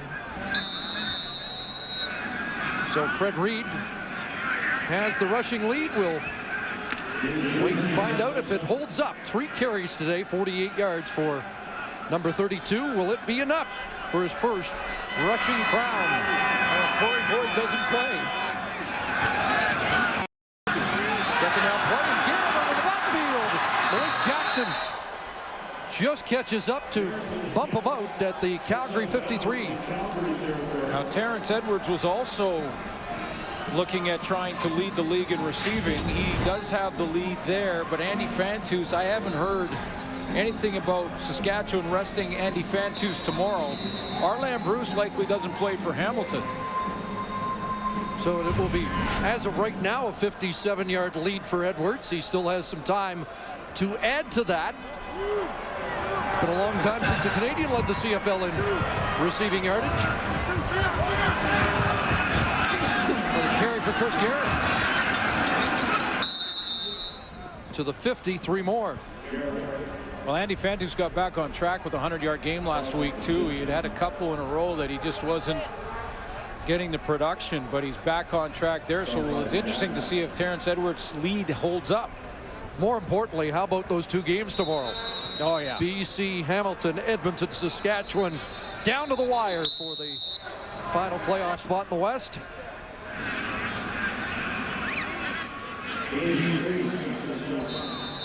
Paul LaPolice, you can still see the urgency in his face. He wants his offseason to feel a little bit better if they could find a way to get back in this one. Finish this drive. 2nd and 7. And Elliott takes off. Gets a block. And gets down about the 43-yard line and should be close to the first down. I mentioned a lot of the pieces of the puzzle here in Winnipeg that Paul LaPolice has to work with this offseason and look at building for next year. And maybe the only real question mark right now is at quarterback. I mean, He's able to evaluate Joey Elliott over the last couple of games. I think there are things that he's liked, and certainly things he's done well. A couple of nice touchdown passes. He's shown he's got mobility. Buck Pierce is apparently way ahead of schedule. In fact, he should be around sort of his week 15 mark, and he's done it in 8 weeks. It's an interesting decision for Winnipeg management, though. Are you content to come back next year with Pierce, Giles, and Elliott, or do you have to go out and get somebody else to add to that mix or change the mix? Alex Brink, another quarterback that was here all year, got a little playing time. Again, I mentioned between Giles and Pierce, almost 4,000 yards, 25 touchdowns, 11 interceptions. If you could get one guy to do that for 18 games, you should be a playoff team, shouldn't you? Yeah, and Stephen Giles' quarterback rating quite high when he did play. 3rd and inches, and Brick plunging for the first down, and a flag comes down. You know, his quarterback rating high, and you know, when Buck Pierce started the season, his first 3 games, a lot of people talking at that time about Pierce. Offside. Calgary 95. 5-yard penalty. First down. About Buck playing so well that you know, he would be an early guy to look at as MOP in the league, most outstanding player, because he got out to an MOP start. And Stephen Giles had the high quarterback rating, but again, it's about wins and losses, and they didn't have enough. And that's why I know a lot of fans here in Winnipeg and in Manitoba are a little nervous about just coming back with Buck Pierce, Stephen Giles, Alex Brink, and possibly Joey Elliott. And let them fight it out next year. 9 losses by 7 points or less. 8 by 4 or under. There's Garrett taken down immediately. Charleston Hughes and Keon Raymond combine on that tackle. And the quarterbacks around the league adds to the sort of the intrigue with regards to what may happen this offseason. We mentioned Drew Tate becomes a free agent.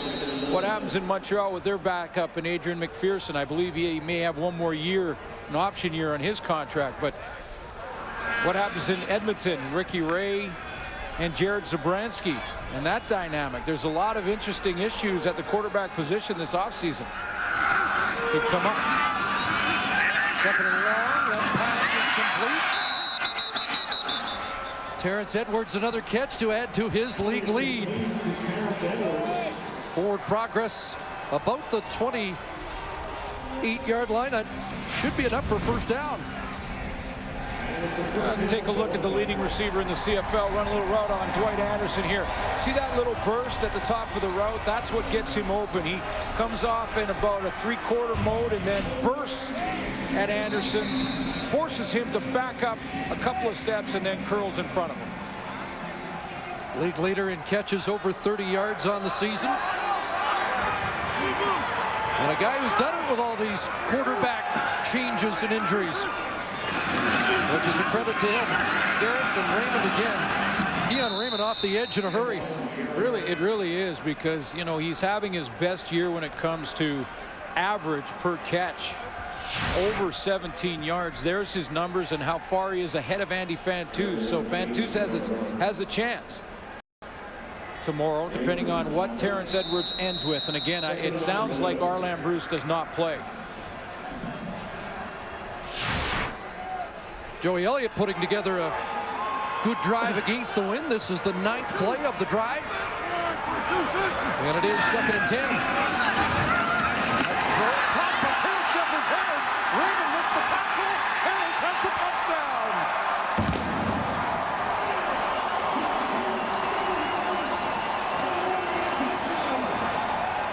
And there's a gonna ride the cannon at the other end. I think he's going to shoot it. Clear. And he will get another flag. And clearly that was a touchdown celebration that wasn't rehearsed.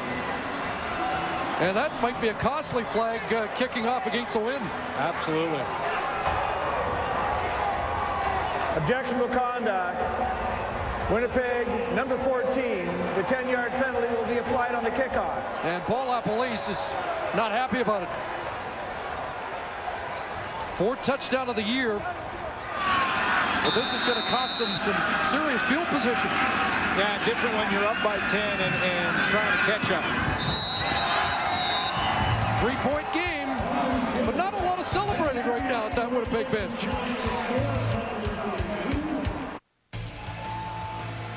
Well, it's a big day of CFL on TSN football tomorrow. First, the Lions trying to keep their playoff hopes alive as they meet the Ticats, 1:30 Eastern, 10:30 Pacific, and later, the drive for the playoffs continues for the Eskimos. Win and they're in. They take on the Rough Riders, 7 Eastern, 4 Pacific. Terrence Jeffers-Harris, the youngster, with the touchdown. Hey, Mama, hey, Daddy. When they're counting. And now the kickoff by Peloni. Fumbled and picked up by Brandon Stewart. Winnipeg's got it. And suddenly field position not the issue. Bombers have the football. As John Cornish coughed it up. And I'm not sure which Winnipeg Blue Bomber, I think it was Rico McCoy, who comes in and makes his hit on the special teams, but he separates the football from the ball carrier. Watch 51 from the right of your screen to left come in and just hammer John Cornish. First game for McCoy out of Tennessee. Oh, that's a biggie. And John Cornish remained down as Brandon Stewart picked up the loose football.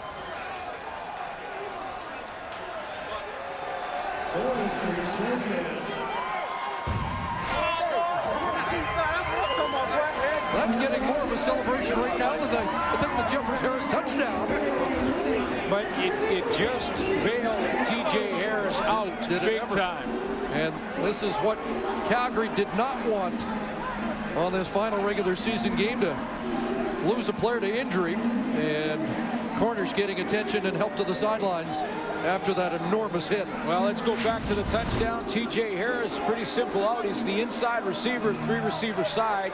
He's just down here a little out and then makes a couple of guys miss. One Keon Raymond in the open field and then cuts back for the touchdown. Now that celebration got him in trouble with his head coach and lost some field position, but that hit bails him out because the Bombers get the ball back, so he's going to go over and thank Rico McCoy. So Cornish has been helped to the sidelines. We've got another injured Calgary Stampeder out of bounds down that sidelines, and I hope that's not Jesse Lumsden. It is Jesse Lumsden. So Lumsden, who was in pursuit after the fumble, made the tackle, and now he's getting attention. He does come back, and he's going to be number 34 in the middle of your screen. Makes this tackle going out of bounds. And his right foot, his right knee, bounced funny off the turf, and he went and grabbed one of those legs. Low knee area.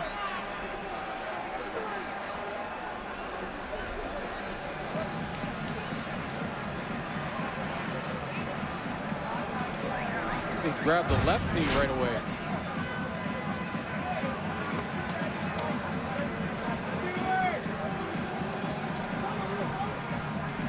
Pat Clayton working on him as they look like they'll get Jesse up here, and hopefully the string of bad luck does not continue with another serious injury here.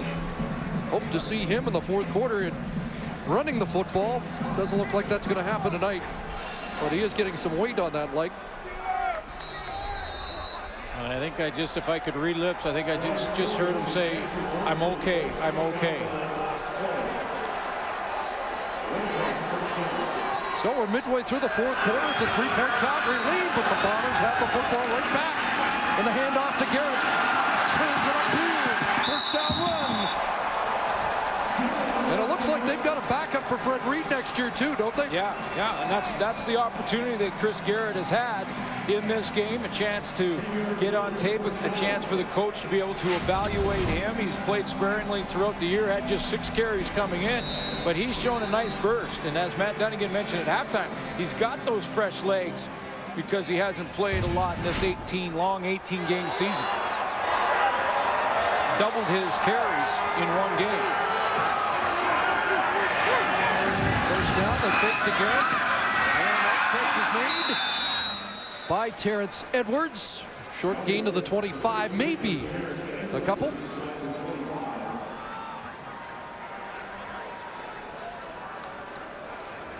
Communication in the helmet is really helps a young quarterback to give not only the play, but Paul Lapalisse can also give him a quick instruction as he goes to the line of scrimmage before they cut off communications.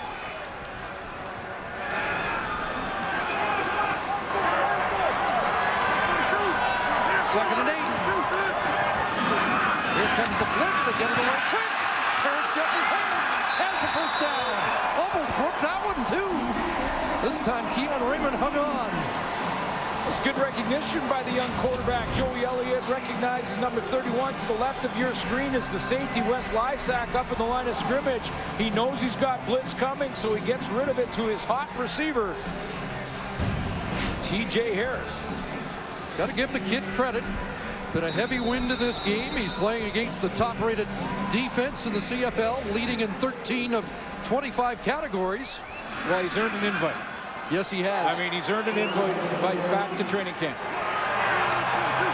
First and 10. And they punch it in. Garrett cuts it back inside the 10.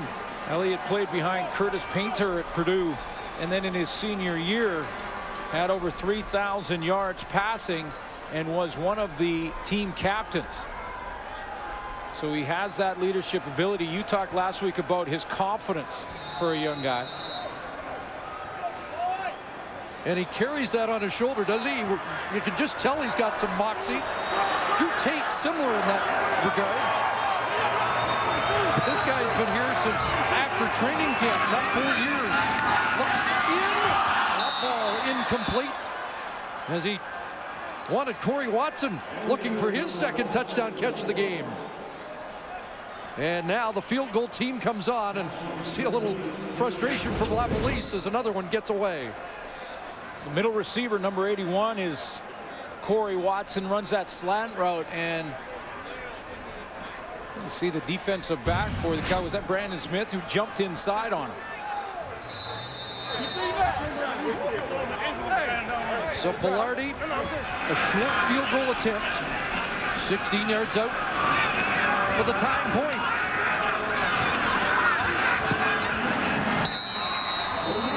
And they fought back with 10 straight to tie the game at 32. You know, the main concern for the Calgary Stampeders, yes, they wanted to win. Yes, they wanted to come in here and play hard. But their concern, of course, is to lose a player. And they're going to take John Cornish now to the locker room. His night's done. Well, it's an interesting dilemma for Calgary now because John Cornish shaken up, Jesse Lumsden shaken up, and Joffrey Reynolds has been out of the game for a full quarter, maybe more, and now he's got to start warming up again, I would think, unless you just give Rob Cote the rest of the night. I was going to say maybe you go with 5 receivers and put in Rob Cote at your fullback spot, just block for the quick passing game. But the last thing I believe that the Calgary Stampeders and John Hufnagel would have wanted in this one was overtime. Extend their regular season. Now they do have the week off and then another week leading into the Western Final to come back from some of these nicks and bumps and bruises. Pilardi with the line drive boot. Picked up by Talley. And Talley's got a return. Talley inside the 40, and it's Justin Pilardi who has to help bring him down. A 43-yard return for Talley. That's just the 4th big play return for Calgary all season long. One of only 2 teams without a return touchdown. Landon Talley replacing Dion Murphy in the lineup last couple of games, as they try and find a little bit of spark for that Western Final, and if they win it into the Grey Cup in their special teams, because you're right, this has been an area they've not had the big return like other teams like Toronto, BC. Joffrey Reynolds does check back in for duty. And a drop play to Reynolds. Looked like he had a little awkward exchange on the handoff for a second, but ends up with the game. And they do go back to Joffrey Reynolds, who had to get loosened up quickly on that sideline with John Cornish down, and Jesse Lumsden nicked as well.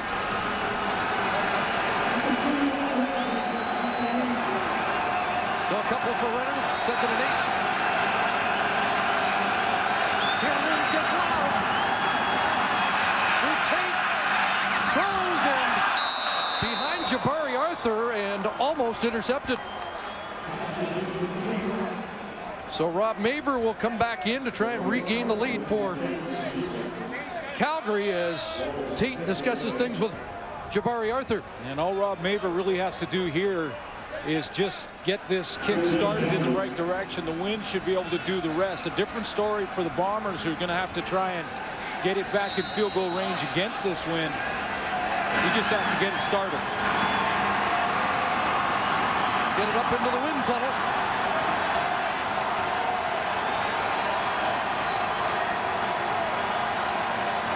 From 38 yards out. Maver for the lead. And he's got it. Stampeders up 35-32 as Calgary looks for its first win here since 2005. They've lost 7 of their last 9 visits.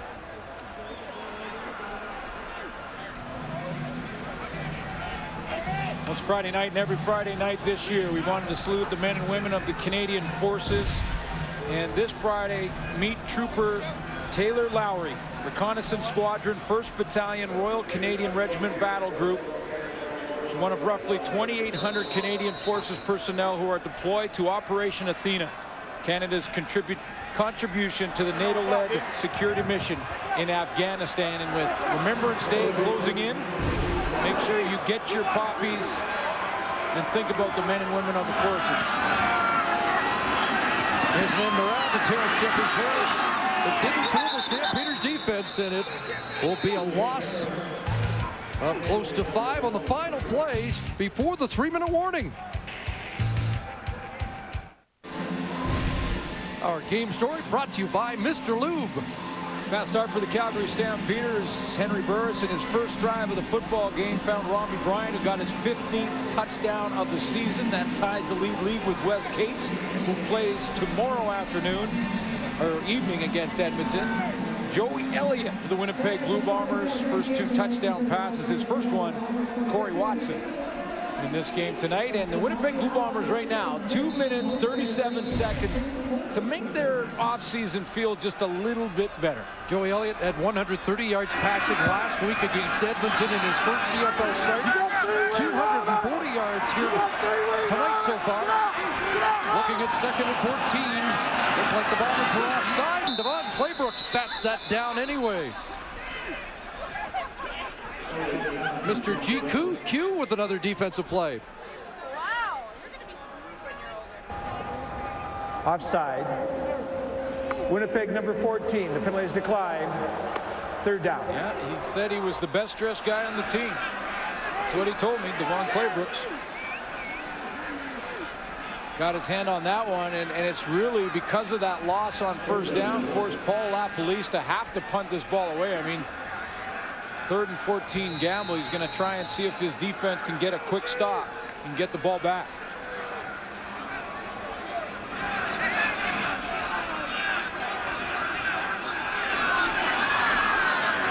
Corey Watson really onside here as Renault sends it downfield. And it's fielded by Talley, who steps out with Watson arriving on the scene. But if you're going to try that onside player, then you have to get some air on the football and the punt. Yeah, that didn't have as much hang time as LaPolice was looking for.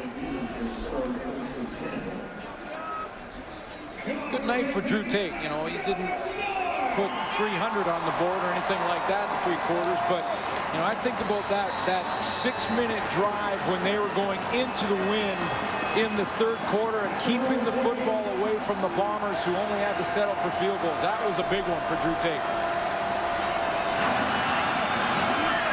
Well, Cote lines up as a receiver. The inside handoff to Robbie Bryant. who was thrown out and brought down. That's a good defensive play by Alex Suber. Well, they'll need one more. The Bombers need this one right here. This is the play to get that football back. And then they'll see if Burke Dales, if they can get the stop here, can put this one in the corner.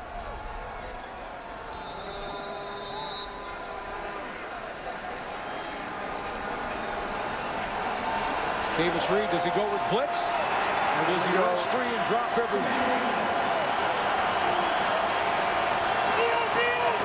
Kenyon Rambo not in the game. Jabari Arthur drops the ball. Is that a fumble? Bombers alertly get on it just in case, but they're ruling incomplete forward pass. It'll be third down.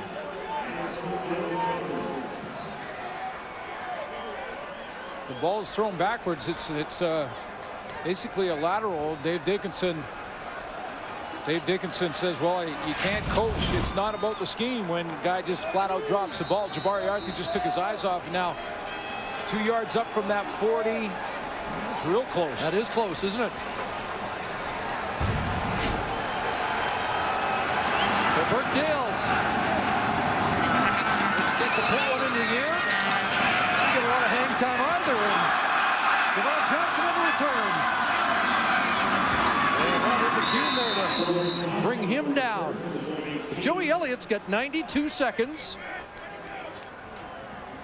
And a 3-point deficit to work on. And to this win, though, you've got to think that he needs to get 25-yard line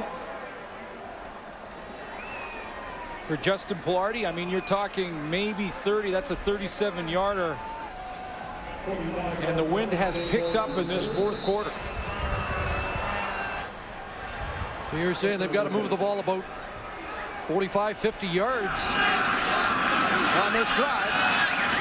Short drop, quick hitter, and the pass behind the target with Dwight Anderson in the neighborhood, intended for Corey Watson.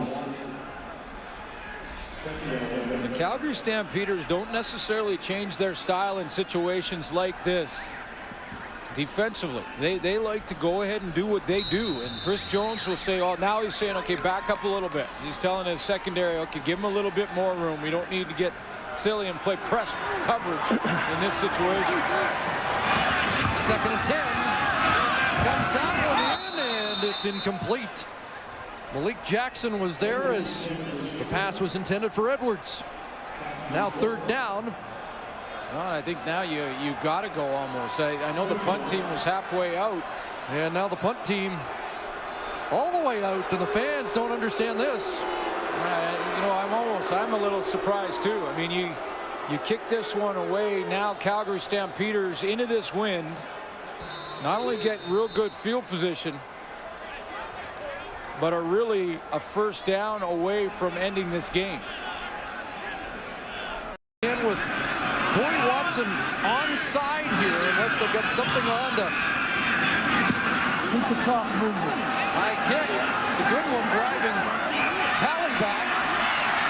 And they cover it well, but there's a minute 15 left on the clock, and one first down, and Drew Tate can just about finish it, can he?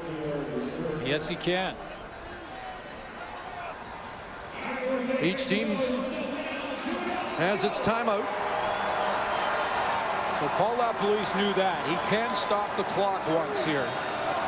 He did get the 2 and out on the last sequence from his defense.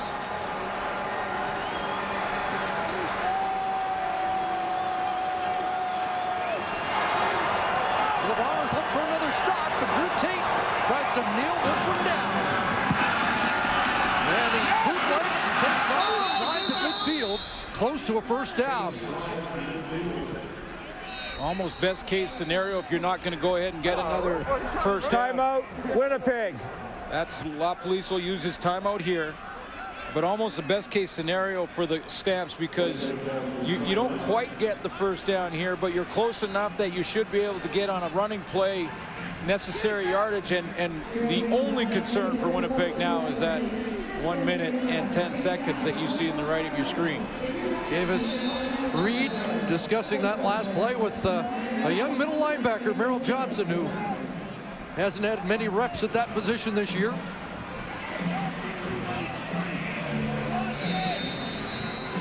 big 9-yard run for Drew Tate.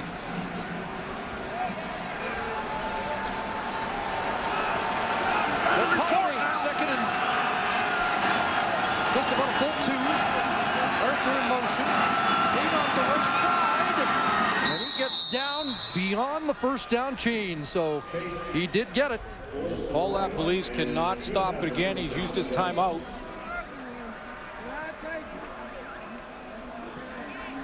And if the Bombers can't get this football back, either by a fumble or somehow, and get that field goal, get into overtime, this will be the 9th game they lose this season, which is a CFL record. Already was. Already. The 9th game they lose by 4 points or less. And the 10th by a touchdown or less.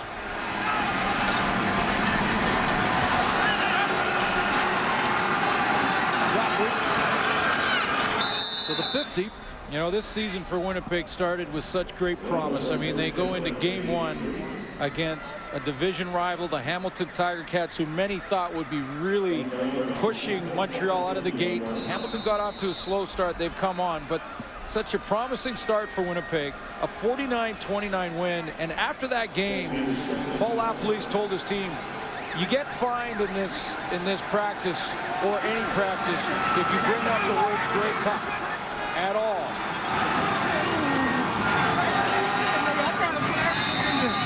Tate puts a knee down as they burn 20 seconds off, and now they can just let it run out and take one more knee.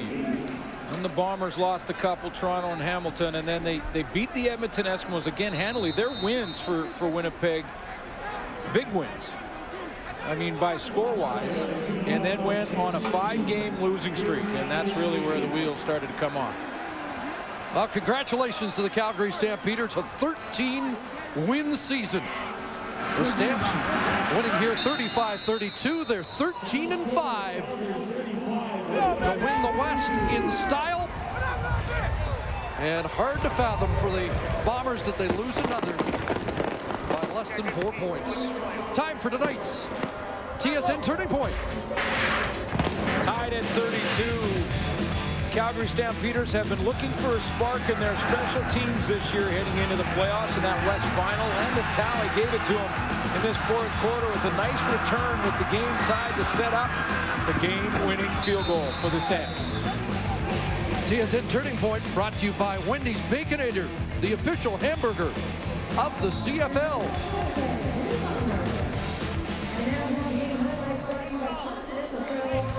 There's Drew Tate, who worked with Paul LaPolice, celebrating his victory, and Jesse Lumsden helped off. Another disappointing result for Jesse, as this one ends 35-32. So long from the Peg.